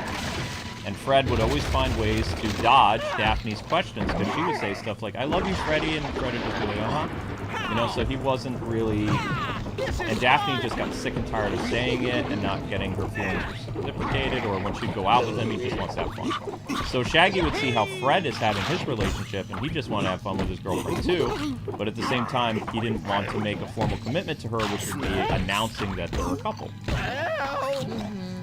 Also, he didn't want to hurt Scooby's feelings, but that was bullcrap because later on in the show, Shaggy finds another girl after he and Velma have broken up, and he immediately puts Scooby in his place. When Scooby tries to mess with him about this foreign exchange student, who turns out to be a bad guy, but, like, he falls head over heels for this foreign exchange student. And Velma's watching this whole thing. Like, so Shaggy is trying to show this next girl that he can be, you know, he can be better with his relationship and stuff like that. Which, you know, he was not, he didn't give Velma, he gave the dog precedent over her. Right. Yeah, I mean, like, that just shows that, like, everyone's relationship is different. Like, Shaggy has a different personality than Fred, so what may work with Fred isn't gonna work with Shaggy at all. But the thing is, the people who did Mystery Incorporated, they completely forgot that Shaggy had a girlfriend in the 13 Ghosts of Scooby-Doo. He was dating a blonde girl. I forget her name. But Shaggy never put Scooby or Scrappy above his girlfriend. Like, he treated her, even though he was a clumsy goofball, when they're watching, and they're at a drive-in theater, they're eating food and stuff like that. Shaggy is you know, getting low on food and he wants to hang out with his girlfriend. No, we're fine. Yeah. Just He stop asks to get some Scooby berries. and Scrappy to go Then get we more popcorn and gives them decided money. to go a different way to you. Yeah, that's interesting. Yep. Yeah, I mean, Save like, us, Freddy. I think, like, some people forget, like, especially, like you said, like, at the beginning steps of a relationship, you probably shouldn't push the other person around or try to do things to control them because, like, they're gonna run away. Well, you shouldn't control anybody in your relationship. Like, if you have to change the other person to like them, then that's not the relationship. I mean, that's one thing that people realize, like after a long time, like, when you first, like, date somebody, you think, like, you know, people, if you talk to your friends or something, you're like, oh, you know, like, it'd be nice if this person changed this about themselves or something. And then, you know, you try to suggest that or something, but then you're trying to change the person you're with, like, yeah, I just remember, like, I think, like, if you really love somebody, like, as you get to know them, you realize, like, you can, you know, maybe there's some things about them that you don't like maybe they watch certain animes you don't like. This is getting awfully personal. But it doesn't mean that you don't still love them, like, you can't change what animes you're gonna watch. You know, like, Yikes! I'm sorry, I'm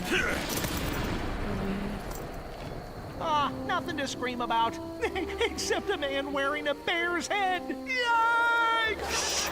You'll scare them all off. Scare what off? The werewolves. Now there's something to scream about. Quiet.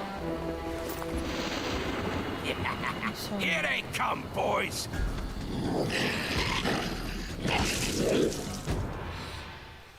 Hi, Richard, you're breathtaking. But yeah, I mean, like, for instance, like, I feel like she may want to change, like, Shaggy and how he, like, never seems to brush his hair or he always wears those t-shirts. She did change everything. She tried to change everything about him. There was an episode where she was like, I don't want you wearing these pants anymore. I want you to wear these type of pants. Because this is the ideal stuff that I want my boyfriend to wear. So she changed his outfit. She tried to change how he talked. She tried to change his eating habits. And all this was coming from bad advice from other people, because the thing is that I didn't like about Velma is she never tried to research on her Well, own. you though. two can handle yourselves all right, but that's still took no advice- reason to be bad playing in advice the from other Royal people. Woods. Did the Baron send you? Yep, sure did.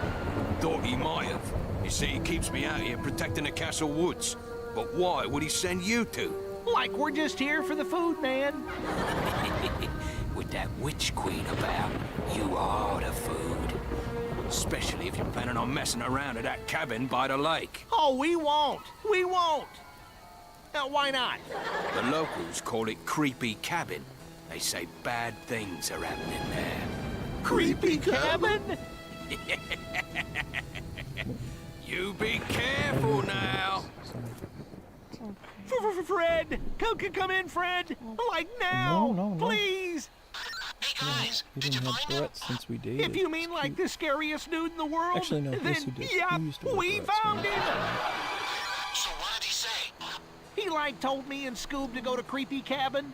We wanted to know if you could go instead. Too many monsters. You'll be fine. You'll be Creepy fine. cabin for clues and remember, be careful. Oh, Yeah, that's the only thing I didn't like about I know, Scoob. Velma. If she would have Me actually too. researched on her own, she was a smart girl. She could have Yeah. made her relationship work better. Honestly, I feel like Velma didn't want to control Shaggy. I think that she got advice to do it. She didn't feel comfortable doing it. She thought she was supposed to. Yeah, that's just so sad. But she was very surprised how, like, not long after they broke up, I think it was like a week or two, or it might have been a month after, he meets this foreign exchange student girl, and everything that Velma wanted Shaggy to do with her, like, be like, hey, I'm interested in this girl, and Scooby, you can't do that kind of stuff. that's the only stuff she wanted Shaggy to do, because she was looking for that commitment. She was looking for that acknowledgement of that her feelings matter and that, you know, he likes her and all this other stuff. And he did say he liked her, but he couldn't put her over the dog and some other stuff, which, you know, was rather stupid. And then later on in the show, he actually comes to realize, I do love you and I want to be with you. And Velma's just like, you chose the dog over me, and she says, I just want to be friends. And she says, I don't want to go through it again. And he's like, I've changed and all this other stuff. Like, then get out of here. You know, it wasn't in the cards for them. They did get married in a comic book, but it was a post-apocalyptic comic book, and Shaggy dies in that one, I think. I think Fred dies too. I think only the girls survive in Scooby. It's interesting, like, I watched this movie when I was younger that used to be one of my favorite movies, The Music Man. And it's a musical, and it's funny because the librarian lady in this, Marion the librarian in this musical, she's studious, she has all these, she takes care of her mom, and she's basically the music teacher of the whole town. She does everything right. And the guy she falls in love with is the con artist. And she realizes towards the end of the movie that he did mean well. He was trying to bring music to the town, but he messed up a lot. Because he's kind of bad person, like he always messes up. He always kind of tries to pull a con off and try to make money and something shady. But she kind of realized that she did love him anyway. And I think, like, me watching that movie made a huge impact on me, because I think it really helps people to realize, like, yeah, you don't have to fall for a con artist, but you can't help who you fall in love with, and nobody is perfect. And he even made the point where he was like, you're just going to be this librarian forever. Like, you're never going to get married, and you ever... Like, he kind of teased her about it, like, you're going to be, until you're, like, 80, no one's ever going to be good enough for you. And it's true. Like, she always had a problem with everyone. Like, that's the thing about love, is like, you know, you're gonna fall in love with someone who's imperfect. Well, here's another thing about Velma. So, Velma was a big romance novel reader, and she was also basing their relationship based on those, like, really intimate and special romantic moments that happened during the relationship, but she was expecting that to continually happen, like, all the time. Like, yeah, it's like those women that leave their, like in Korea, there's like this huge problem because of the K-dramas that are the expectations are unrealistically high. Whereas all these Korean girls keep leaving their boyfriends because their boyfriends can't match up to what they see in the K-drama. You know, where they come home and the room is full of an entire room of roses, candles everywhere. And it's unrealistic, like, that, because guys are going to be working all day at their jobs, so they're not going to have the energy or time. You know, guys are busy trying to pay the bills. So it's like, you know, just like everyone else. I mean, women work too, they try to pay the bills too, so it's like, it's so unrealistic that you would expect your boyfriend to, you know, have the entire room full of roses for you. I might be wrong in assuming this, but I always thought if I did that, you would get mad because you'd be like, how much money did you spend on all these flowers? Yeah. Yeah, so... I probably would. So, I mean, that's the problem, is like when you watch a fantasy or like a romance novel or a show, that's not real life. Like, I mean, if you had the time or money or energy and you felt like filling the room full of roses, okay, but it shouldn't be like, oh, because this person spent a ton of money on me, now I love them. Like, that really shouldn't be the basis of your relationship. Yeah, so there were times where it showed, like, you know, Velma and Shaggy, like, getting really romantic, or they'd share, like, a special kiss or something, and Velma would be like, you know what, this relationship is working. She'd have, like, these feel-good moments, and she was basing that, and then Shaggy was just kind of like, oh, I got to make out with my girlfriend. You know, he was just kind of like, that's nice, now I'm going to go hang out with my dog. Honestly, seeing Shaggy and Velma, when you realize that that's why love should be based on a decision, not on a feeling. Because if you base everything on feelings, then you're just gonna keep going back and forth and keep breaking up. Because the feelings aren't going to last. They won't. Some days you're going to have to scrub the floor, or some days you're going to have to feed medicine to a cat. Like, you can't. Every day isn't going to be like a glamorous day that's like full of like romance. It could be nice though, because you're spending. I saw the best cartoon about people that love each other. It was it was an older couple, an older lady and older man, and they were drawn in this cartoon, and they were angry at each other, and he had a scowly face on, and she was folding her arms, and she was mad at him. But it was raining outside, and even though he had his angry face on and he was mad, he was holding the umbrella over her, and he was Ice skating, man. And for me, like, that's the ultimate, like, that's what love is. It's like, you might even be mad at each other, but you still love each other. Even when you're angry at each other, you still love each other. Like, that's the ultimate thing, because it's like, you're gonna have good days and bad days, but like, you still, if love is a commitment to you and you committed to that, then you're always gonna love the person no matter what, even on the days that are hard.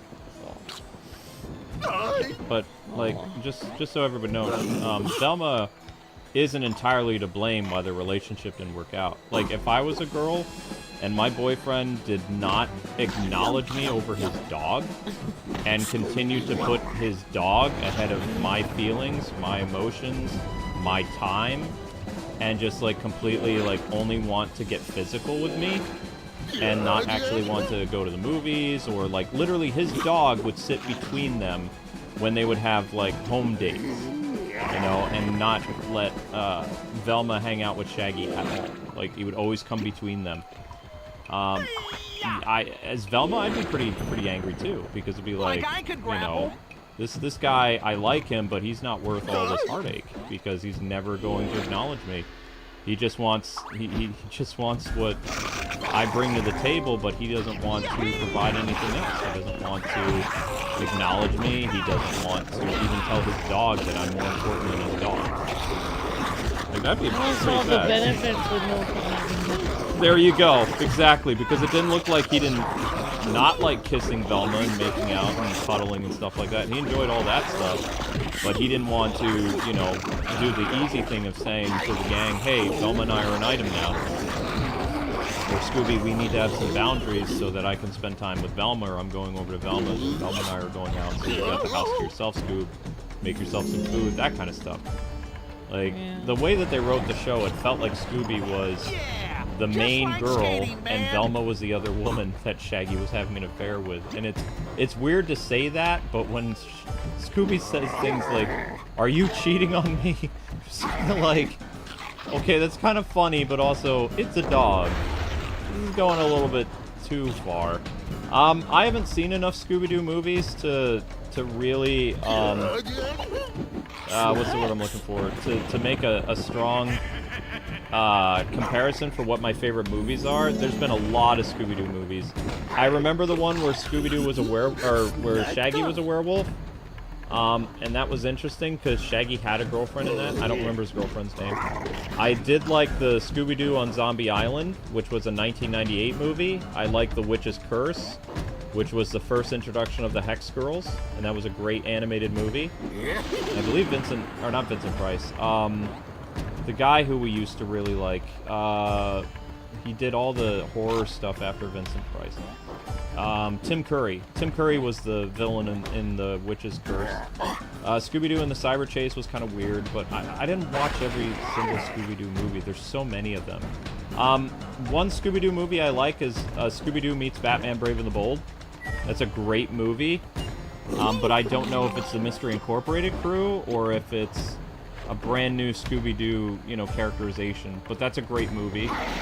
And the one Scooby movie where Shaggy, all the memes came from with him doing his like you don't want to mess with me, man, and he becomes like a kung fu expert. Like, that's a great, that's a Scooby-Doo movie, but I don't remember the name of it. Where like Shaggy, he only uses 1% of his power. Well, no, he somehow he gets hypnotized, And he's not Yeah. afraid anymore, so he fights back, and he's not a coward, and, you know, that's where all that confidence came from for Multiverses, is like that Scooby-Doo movie. Yeah. But I don't remember the name of it. Yeah, thank you, Dude on the Moon, for the super chat. Thank you very much. Says, Zoinks! Can you both say it in the most Shaggy or Velma way? Like Zoinks! Zoinks! Jinkies! Jinkies. There we go. Thank you, Dude on the Moon. You're breathtaking. Thank you for the help. Thank you for the super chat. $20 super chat. Thank you so much. Thank Dude you very on the much. Moon. It's like, it makes it feel like the way I'm talking about it makes it feel like love is like boring, but it's really not. Like, if you really love someone, then that, like, you know, that means that you're, it's like long suffering, and love overlooks faults, doesn't point them out, and doesn't like criticize something for them. I can go through here. Scooby-Doo. Can you think of a bad Scooby-Doo movie that you enjoy unironically? What would be considered a bad... I guess Cyber Chase. Scooby-Doo and the Cyber Chase. I didn't really like the first time I saw it, but it was okay. And it was based on a video game. But I think that's about it. Thank you, Dude on the Moon says, that was great. Thank you. Thanks again for another super chat. Thank you so much, Dude on the Moon. Thank you, VG Shine, for the super chat. A bad Scooby-Doo movie. There's been a lot of... There's been like 20 Scooby-Doo movies. I haven't seen them all either. There's a lot of them. I would say the live action is the bad one that I enjoy on it, ironically. I like the live action first one. I've never seen the second one. I don't know. It was... I didn't like the first one enough to see another one. I'm really sorry for messing up the Wii. It's okay. Scooby-Doo. I'm sorry. Learn from mistakes. It's the best way to, you know. Honestly, I feel like people do that a lot in their... I feel like people start dating and then their relationship gets messed up because of bad advice from people. One thing I learned online is like, well, not just online, but I always hear people talking, like women talking about stuff like with relationships. And one thing they always say is just like skating, man. if you're a lady and you're in a nice relationship with a man who loves you, your friends are gonna be jealous of you, and they're gonna want to do everything they can to sabotage that and make you single again like them. So you should not take their advice. If they're not married or they don't have a steady relationship with a guy, Velma went to her because Velma, should not you know, take their advice. she saw Daphne and Freddy as like the pinnacle like relationship. Yeah, just but like yeah, skating, she man. didn't realize they were having problems. No. Because like if they were in a good relationship, Daphne would have given her better advice. We're having a glitch. We're having a glitch. The last clue we need is in there, but there's no prompt for me to go through the door. This is the problem. This is why when camera angles do this, it has to be perfect in order for Scooby to go inside of there. This would be known as a game-breaking glitch. Oh, there you go. B. No, this is supposed to pop up over here though. Because I have to get through that tree. If I can't get through that tree... No, you're supposed to go in that door over there to get through there. No, there's a door right here. Yeah, but what about that door up there? That just goes on top of the tree. You never went up? Yes, I did. Oh. Oh. See? It's glitching out. I can't... How do you get... Maybe you can... There! B! Press B.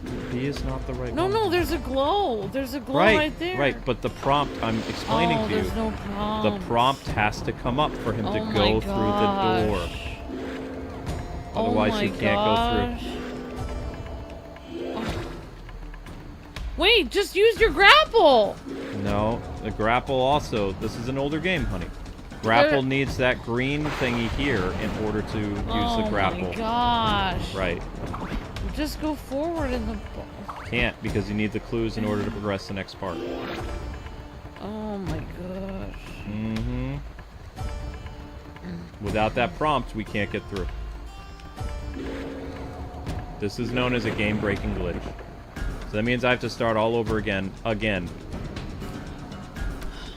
sorry. You were probably fine. No. I'm sorry. What about that weird thing over there that's glowing? Where? That purple thing with the flowers with the key. That's what is health. That? Oh. This is why it's important for games to have camera angles so you have to position yourself perfectly for the prompt to come up or you can't get through. It's making the sound effect, but notice how he's not going into the tree. I like Scooby-Doo and the fancy sword. Yeah, see?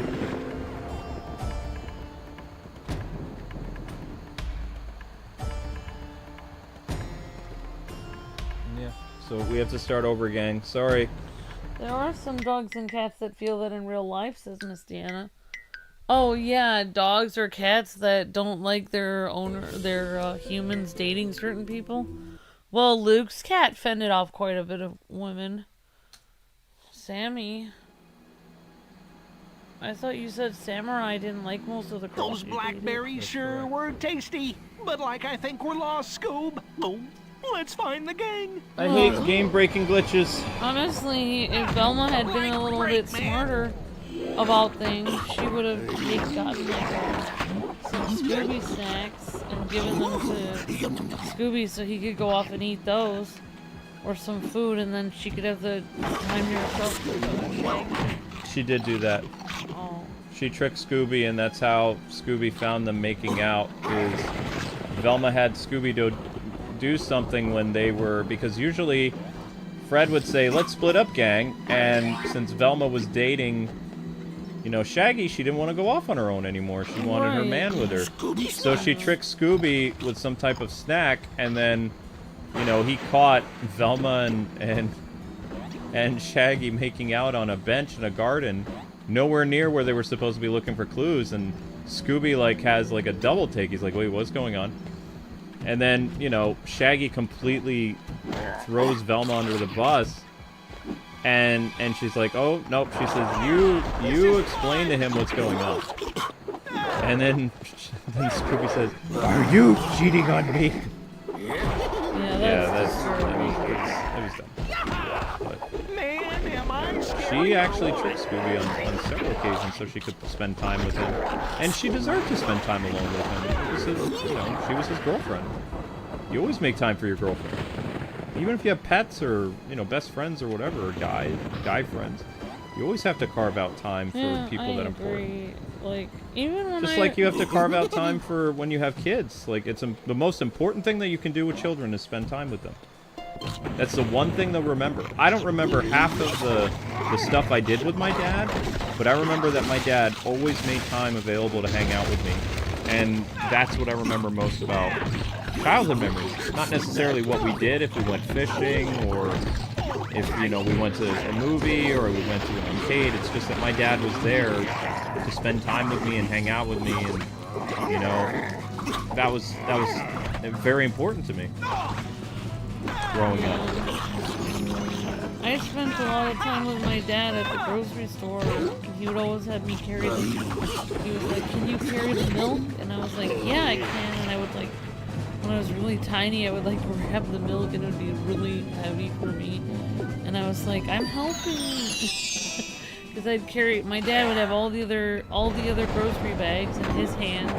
And he would just give me the milk to carry. And I felt like a Viking or whatever, carrying this huge thing of milk home when it was just a can of milk. But I felt really cool. I felt like I was helping the household or whatever. You felt important. I felt very important because I had the task of carrying the milk. My dad made me feel very important. He knew he's like, you got it? And I was like, yep. So I felt really cool. See, these game-breaking glitches, they can be really annoying because you have to start over for the game to reset.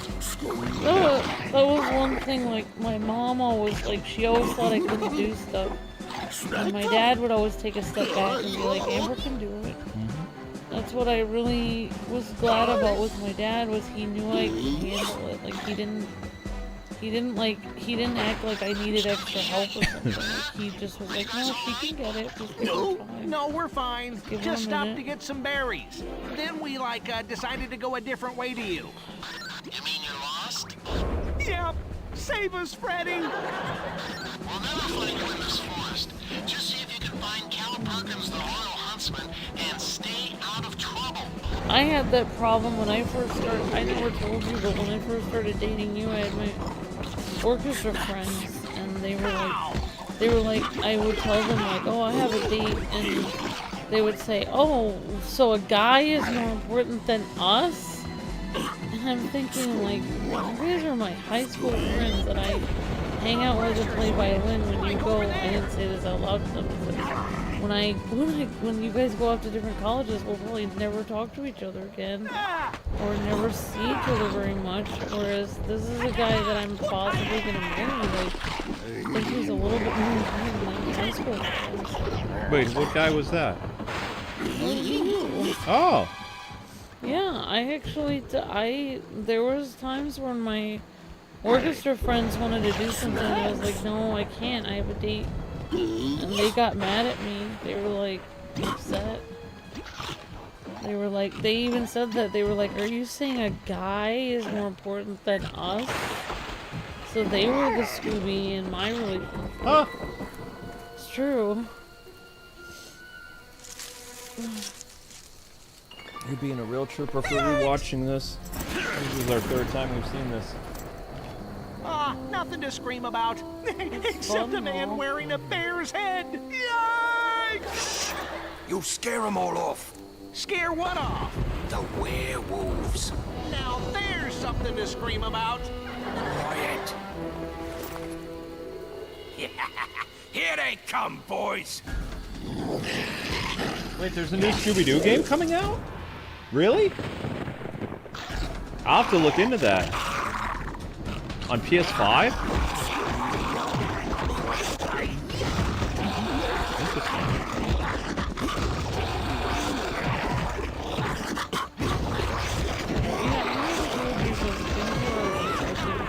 No. Family and stuff that I didn't tell you, but like when I was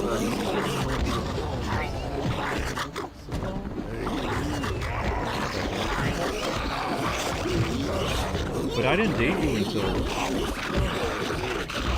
I still knew them. I mean, you were still really Well, close you with two your can handle orchestra yourselves all right, Yeah. but that's still no reason to be playing in the Royal Woods. Did the Baron send you? After I graduated high school, I still knew them. It was... Fred! Come in, Fred! Like now! Please! Hey guys, did you find him? If you mean like the scariest dude in the world, then yep, we found Maybe him! I remembered it wrong. What did he say? He told I me remember and you Scoob to hanging go out to with your Creepy old, Cabin, like, orchestra but we crew wanted to know if you at could the go college instead. we were at. Too many monsters. You'll be fine. Search Creepy Cabin for clues and remember, be careful. Oh. I know, Scoob. Me too. But like, that was like a mentality that some guys have too. Bros before girls. Don't finish that sentence. It's like, it was kind of a mean mentality to have, because it's like if a guy wants to get married and have a commitment to a girl, they are gonna go before it. That girl is gonna go before it. In reality. I remember rescheduling a lot of stuff with Kwings when I Like was we dating can do her. this, Scoob. Let's tell the gang, then get out of here. Yeah, run away. Hello. Sorry, gang, we have to go through this again because of the game-breaking glitch. We were supposed to collect clues, and what those clues would have done is they would have brought us to the next part of the level, which is that cabin. But the problem came with,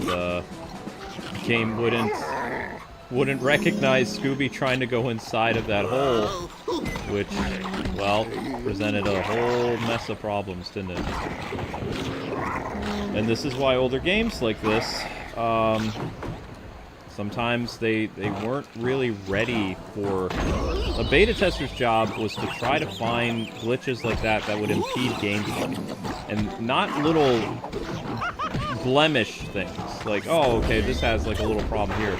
Like, something that actually interrupts gameplay is what a beta tester is supposed to report back to the developer, or playtester nowadays, is what they call it. Although playtesters aren't really a thing as much anymore, because a lot of game developers release their games as quote-unquote betas, and those are, you, as a viewer, become a paid beta tester. Like, where you pay them. You don't get paid, you pay to work for them. You pay to work for them, and to get quote-unquote early access. Early access meaning... And then when you go and you complain on social media that something's not working, they take your feedback and use it to improve the game. Yeah, they're like, thanks for the feedback. I didn't even have to pay you for this, you paid me. But that little thing that just happened right there, that we had to restart the game, that is not a blemish bug, that is a game-breaking bug, meaning you cannot proceed through the game at that point. You're going to have to reset either your console, or you're going to have to replay the level in hopes that the level is actually going to finish. It can be very, very irritating. I feel like they purposely really shaggy Well, yeah, the author of the show said it was doomed to fail. I think they were trying to write a story explaining why it didn't work out between them. Like, it could have worked out, but it didn't. I thought there was another show or movie where Velma and Shaggy end up as a couple, but I don't remember what it was. It might have been a live-action thing. Not with Matthew Lillard, but another one. I feel like in the future, Shaggy will find a laid-back girl He's had several girls. that will complete him, and Velma will find a more, like, uptight and nerdy guy that will complete her. In the main canon universe, in one of the Scooby-Doo movies, Shaggy is enamored with Velma's sister, and Velma's sister is head over heels for Shaggy. Oh, wow. But it's only one movie. Yeah. So it's hard to say, like, what Scooby-Doo movies are canon to whatever, because all the movies are almost like in their separate universe. I think it was cute because Velma and Shaggy are so different. It would have been interesting to see it work out, because that shows that people who are super different can work out. It's like, people always said we wouldn't work out because we're complete opposites, but then we did work We're going out. on 20 years, so... Yeah. We're a little bit like Velma and Shaggy in reality. Not that we're anything like those people, but most of the people... we are that opposite. Like, our personalities are. What I find funny is most of those people who said that we wouldn't last, like, some of those people weren't even married for very long. Some of their relationships didn't even work out, and we're still here. Yeah, we even had relatives that said that, and they didn't even. Yep, we had a relative who told us that our marriage, we were too codependent and like too attached at the hip, and then that lady, she cheated on her husband and left her children.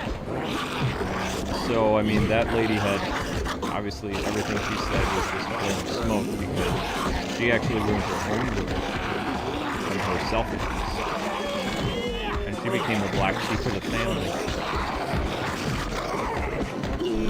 Nobody brings her up, really. I haven't heard any really family. She was the perfect cousin, and she had the perfect marriage, and she had children, and all the grandparents loved her, and everybody loved her, because she was just like, she was Miss Popular, and then she just, I don't know, just threw it all away for some guy who wasn't even as attractive as her husband. I saw the dude she cheated on her husband with. He was average at best. That's why humility is a great quality in a person. If you have everything in life, but you don't have any humility, you are in danger. You're in danger. If everything goes your way and you have no problems, you are in danger, because You have no humility, so that means you know, have a lot of pride, which means you're gonna do something stupid. When I was... If you think you're invincible, you're gonna do something really dumb. When I was 10, she was like 18 or 19. I had a crush on her, because she was like... I didn't know any better about, like, you know, first cousins and stuff like that, because I was new to liking girls or whatever. But she was like my ideal, like, type. She had brown hair, green eyes. She was really pretty. And, like, she was very nice. And she would babysit a lot. And, you know, as a little kid, you're like, whoa, you know? And then, I don't know, as I got to know her, she wasn't as nice as she seemed. Like, she was always on the phone with a boyfriend or whatever, and she was just kind of mean sometimes. But, like, to everybody else, she looked like Miss Congeniality. Like, she was, like, super popular and stuff like that. And then when she met her boyfriend, the one she ended up marrying, that was her boyfriend in school. Like, that was her high school boyfriend. Think of it like Steve from Full House, like, and DJ Tanner or something like that. Like, that's what it was. Yeah, that's right.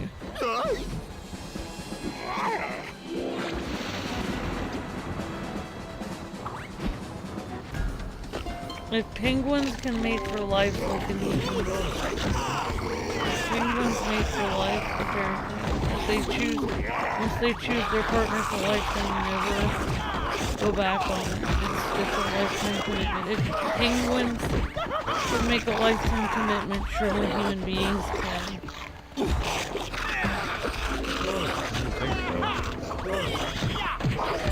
Okay, so this is where we were. I made it back. Apparently lobsters do the same thing. Lobster. That's from the Friends show. Yeah, no, I remember. But, you know, like I said, I didn't know any better, because, like, I didn't even see my cousin that much. So, but to see her, like, this person that I had, like, such great respect for and stuff like that do that, it was like, I would always thought it would have been the third, or the second, like, sister, because the second sister always got on my nerves. We were around the same age, and she was just irritating. She wasn't anything like, you know, Miss Popular, who everybody liked. Like, the second child was just irritating because she was the second child of that family. I never got along with my second cousin, or my Some people appear nice on the outside, but the inside of them isn't nice. Some people, you can do all the right things, but for the wrong reasons in life. Like, you can put up a huge appearance and be perfect in front of everyone, but inside your soul can be very dark and mean. Yeah, she was the... You're doing it for all the wrong reasons. You're doing it so people will like you instead of doing it out of the goodness of your heart. Do you remember that story I told you about the cousin who tricked me into drinking, like, soap or something like that? That was the pretty cousin who did that to me. It's kind of weird, though. I hope when you got a certain age, you realize that it wasn't. Yeah, of course. Yeah. By the time I was like 11, I was like, that's kind of, I can't marry my cousin. That's weird. Like, that's not gonna happen. It's okay. I didn't know There we go. kind of stuff either. Now we can proceed. Castle keys. Now we can go. Finally. See? Fred, we found keys, man. Maybe Cal's keys. Like, is that a clue? Nice work, guys. Alright, there's gotta be a door or something nearby. Have a look around and see if you can find anything. I knew you two could do it. Yeah, so did I. But Scooby-Doo, he was really scared. So were you. Like, quiet, Scoob. Catch you later, Fred. I love how, like, Scooby claps back, like, so easily. Like, Shaggy says something, and then Scooby's like, you were too, pal. But see how it has another objective now? So after you found the clues, now the game moves forward, and it's like, okay, now you have to kill 4 werewolves. See? So that's how it works now. And then once you defeat the 4 werewolves, it's going to give you something else to do. But I don't know why the game, like, bugged out the way it did. But it is what it is. The good news is we can move forward. Moving forward is always better than... Oh.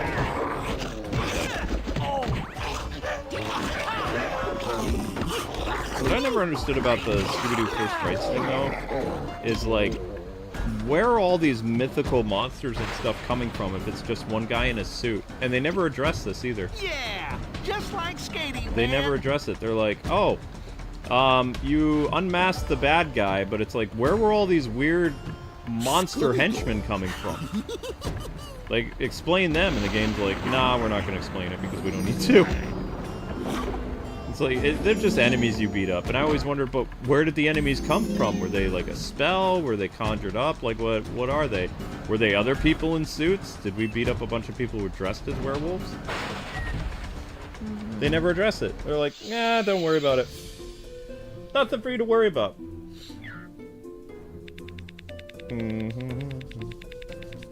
I like how you collected all the bones and stuff. No, I didn't marry my cousin. No. Amber and I are no relation. No, no, no. Luke was saying when he was a little boy. When I was a little boy, I had a crush on my cousin. He didn't know that his cousin, who was way older than him, was his cousin. I thought she was this nice, she was a girl that came around his house. It was a girl that came around his house and babysat him, and he didn't know it was his cousin. No, because my cousins were all the same age as me. Like, the second daughter of that family, I didn't see the eldest daughter a lot because she was so much older. Like, she never came over for... Obviously, a high schooler's not going to come over with a play date with other kids. So the boy from that family was 3 years younger than me. So he was over a lot. And then my cousin, who was my age, who was a brat, would always get dropped off at my house. And the sister was like 7 years older than the other cousin. So she could drive and she could do all this other stuff. She's not going to hang out, you know, with a bunch of little kids when she's a teenager. And that's just not how it worked. So I didn't really get to know her, so that's why I was like, oh wow, this is, you know. But that's the whole thing with family. They often have that problem where they like idolize one family member who they think is the golden child, but who is really mean. Yeah, I had no idea she did that. Just look at the whole thing with they actually cover that in the Flash show with Cisco Ramon and his brother. His brother is the golden child, even though Cisco actually accomplished more in his life.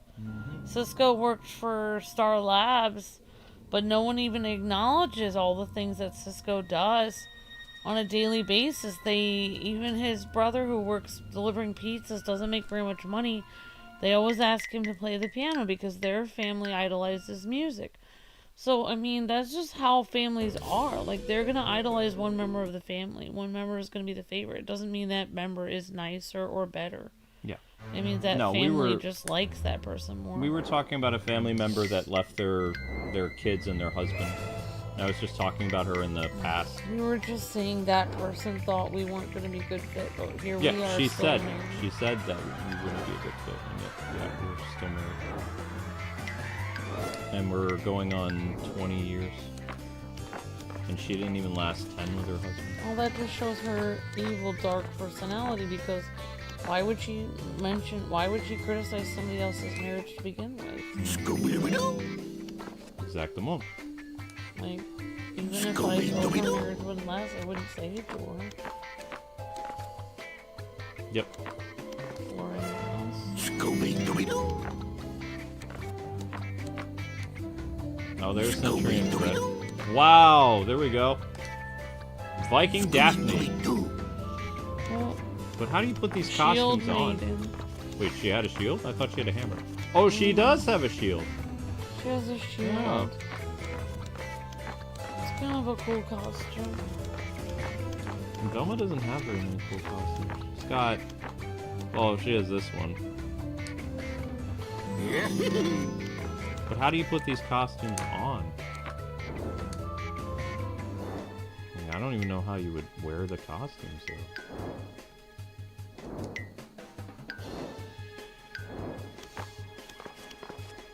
though. Werewolves. Why did it have to be werewolves? Doesn't hurt. Mm-hmm. Hey guys, how do you put the costumes on once you buy them? That's what I don't get.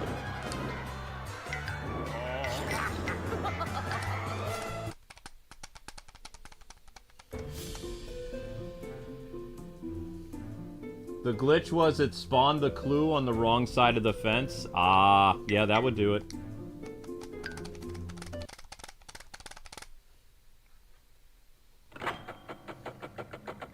Yeah, but I don't know how to put the costumes on.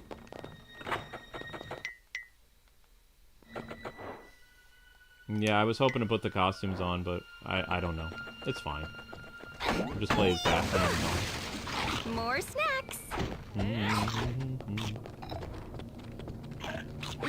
They look tasty. Nope.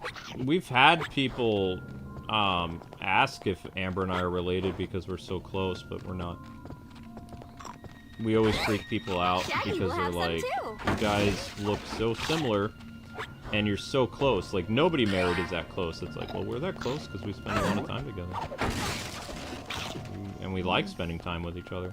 We liked, one of the things we enjoyed freaking out game developers when we went to conventions and stuff is, like, we told people we worked together. And just, even husband and wife, like, game developers, like, looked at us like, how? Because it's like, well, I work with my husband, but, like, I'm part of the PR of the game thing. I don't actually make the games with him. Or, like, you know, I handle the business side of things, and we're in separate places in the house. Like, how do you guys, how are you around each other so much? How do you do it? I'm always fascinated by it. Well, honestly, like, for centuries, like, married couples have worked together. Like, like Luke even mentioned that he thought marriage would be like two people working in a field side by side and then coming in for dinner. And I thought that was very sweet because honestly, like, for, like, literally thousands of years, men and women have worked side by side in a field and come in for dinner. I actually knew a farm family in which they did that. They worked all out of the farm and they came in for dinner. Well, when I was talking about the field, I was deep in Japanese culture when you and I were dating. I was also still finishing up the stuff in college where I was, like, you know, writing a paper on, I don't remember what it was. I did a lot of, like, Japanese study stuff, like, in college.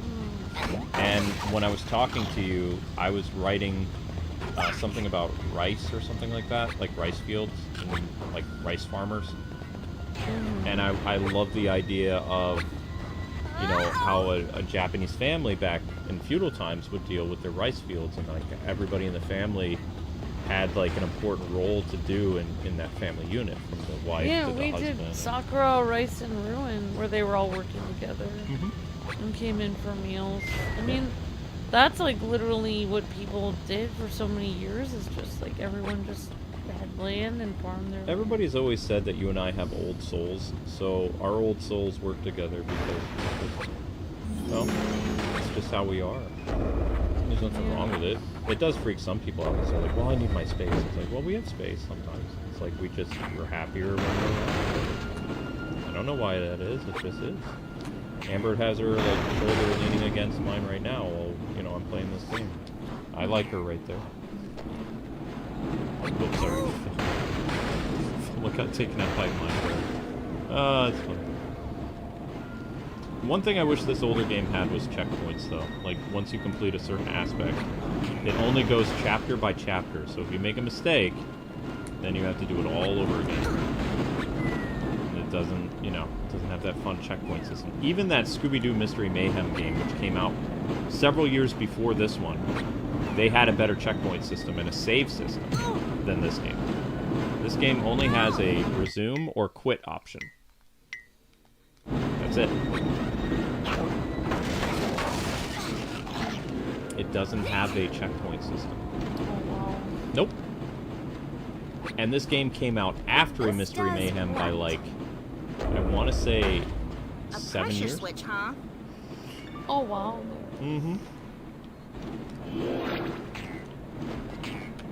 Oh.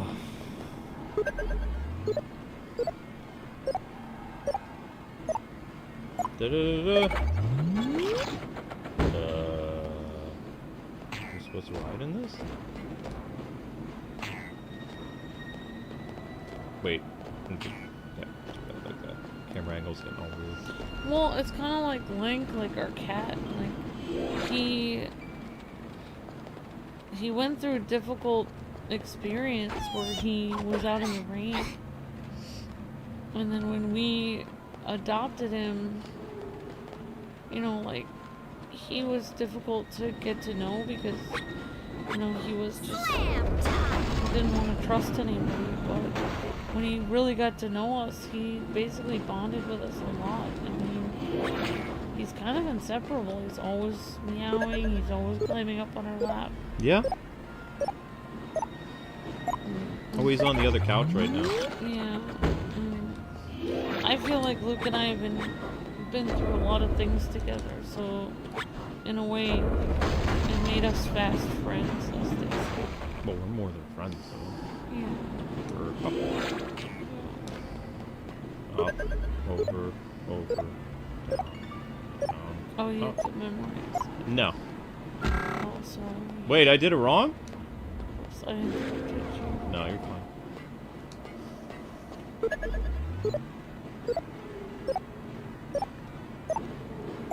There.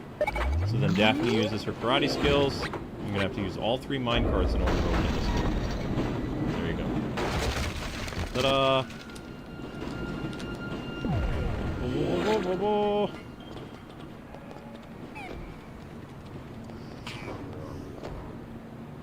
Ugh.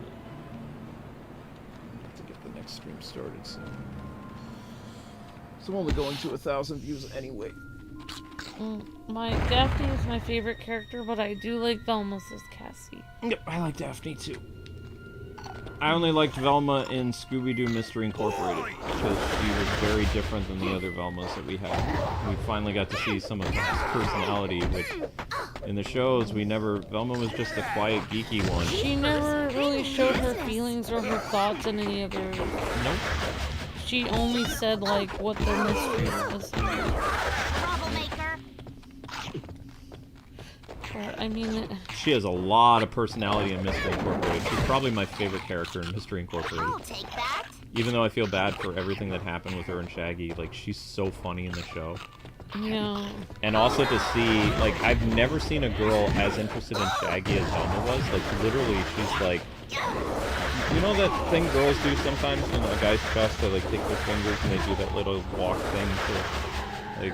Oh, yeah. Yeah, like that.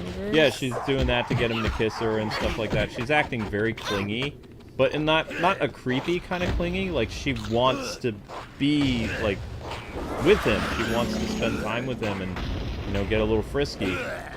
And he's super nervous. He's not against the idea, but he just doesn't want to do it in public. But to see that side of Velma, we've never seen that. Yeah, like she really likes him. Yeah. She was fun and spunky. Whereas before, Zelma was always very, like, jinkies and proper and stuff like that. She was becoming more of, like, a... She was becoming a human being. Well, not just a human being. She was becoming more interesting. She was like that girl that, you know, just like in her studies, she's going to pursue what she wants, and she wants Shaggy. Pressure switch. And she's going to use all of her energy to get what she wants, just like with her studying. I don't know, it was cool. It was like, oh, okay. I've never seen this side of Velma. Oops. I think you had to wait till it went up, and then you were supposed to jump as it started to rise, then you jump. Like that? So after... Yeah. Swell. Scooby will love these. Scooby loves these Scooby snacks. Yep. Slippery.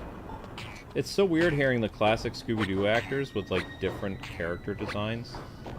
So, I mean, this was the crew that did the voices for Scooby-Doo and the Zombie Island, except for the Daphne, because the Daphne who voiced the girl who voiced Daphne and Timmy Turner in the first Fairly Odd Parents, she passed away.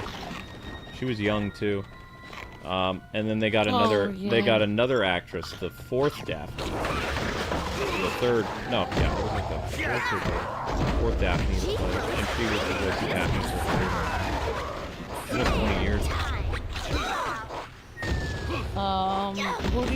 would look better in what color if everyone switched what colors they were wearing in the Scooby-Doo. I think Daphne could pull off orange. It would match her hair. Yeah, Daphne could probably pull off orange. I've seen like color swaps of or Daphne wearing. If Daphne wore Velma's outfit, it would look more form-fitting on Daphne. And if Velma wore Daphne's dress, it would make her look like it would be a little bit more like tight on Velma, but like Daphne would look really cute with Velma's stuff because it would be tighter on her. And with Velma, the dress would look more like a dress for her because, you know, she wears very frumpy stuff. So they would actually look, if you swap their outfits, they both look very cute. That's interesting. Yep. Although the skirt for Velma might be shorter for Daphne because Daphne's taller. So I think Daphne would have to get a skirt made in her size. Just can change outfits with Velma because the skirt would be too low for Daphne. It'd be like a mini skirt, and Daphne has like a regular size skirt.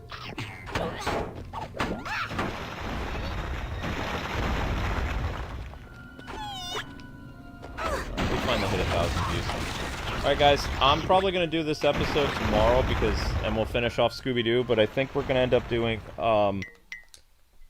whatchamacallit, Medieval tomorrow.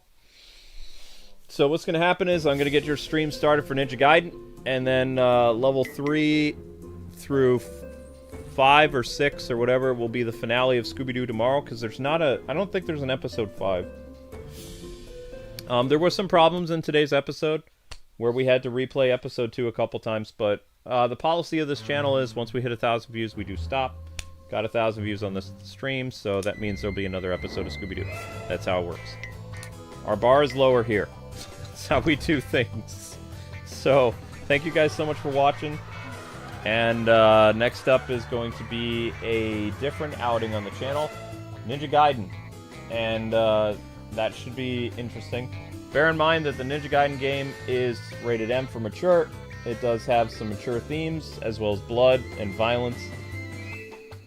And then tomorrow will be the medieval thing. I'm also going to work on a cat short for you guys to get up like around 7:30. Like Amber said, Blink is pretty clingy, so we can easily get him to do stuff on camera. So, but thank you guys so much for watching Scooby-Doo. Scooby-Doo will be your first stream tomorrow. And then Medieval will be after. Or maybe, like, yeah, probably. Okay. Alright, guys. Thanks so much for watching. And head on over to Ninja Gaiden if you still want to hang out with us. Thank you guys for the super chats. You guys are breathtaking.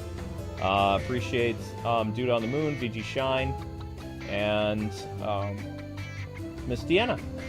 So. Thank you so much for the super chats. And we'll see you guys on the next stream. Yep. Alright, guys. Whoops. I tried to heart something, it didn't work. See you guys on Ninja Gaiden.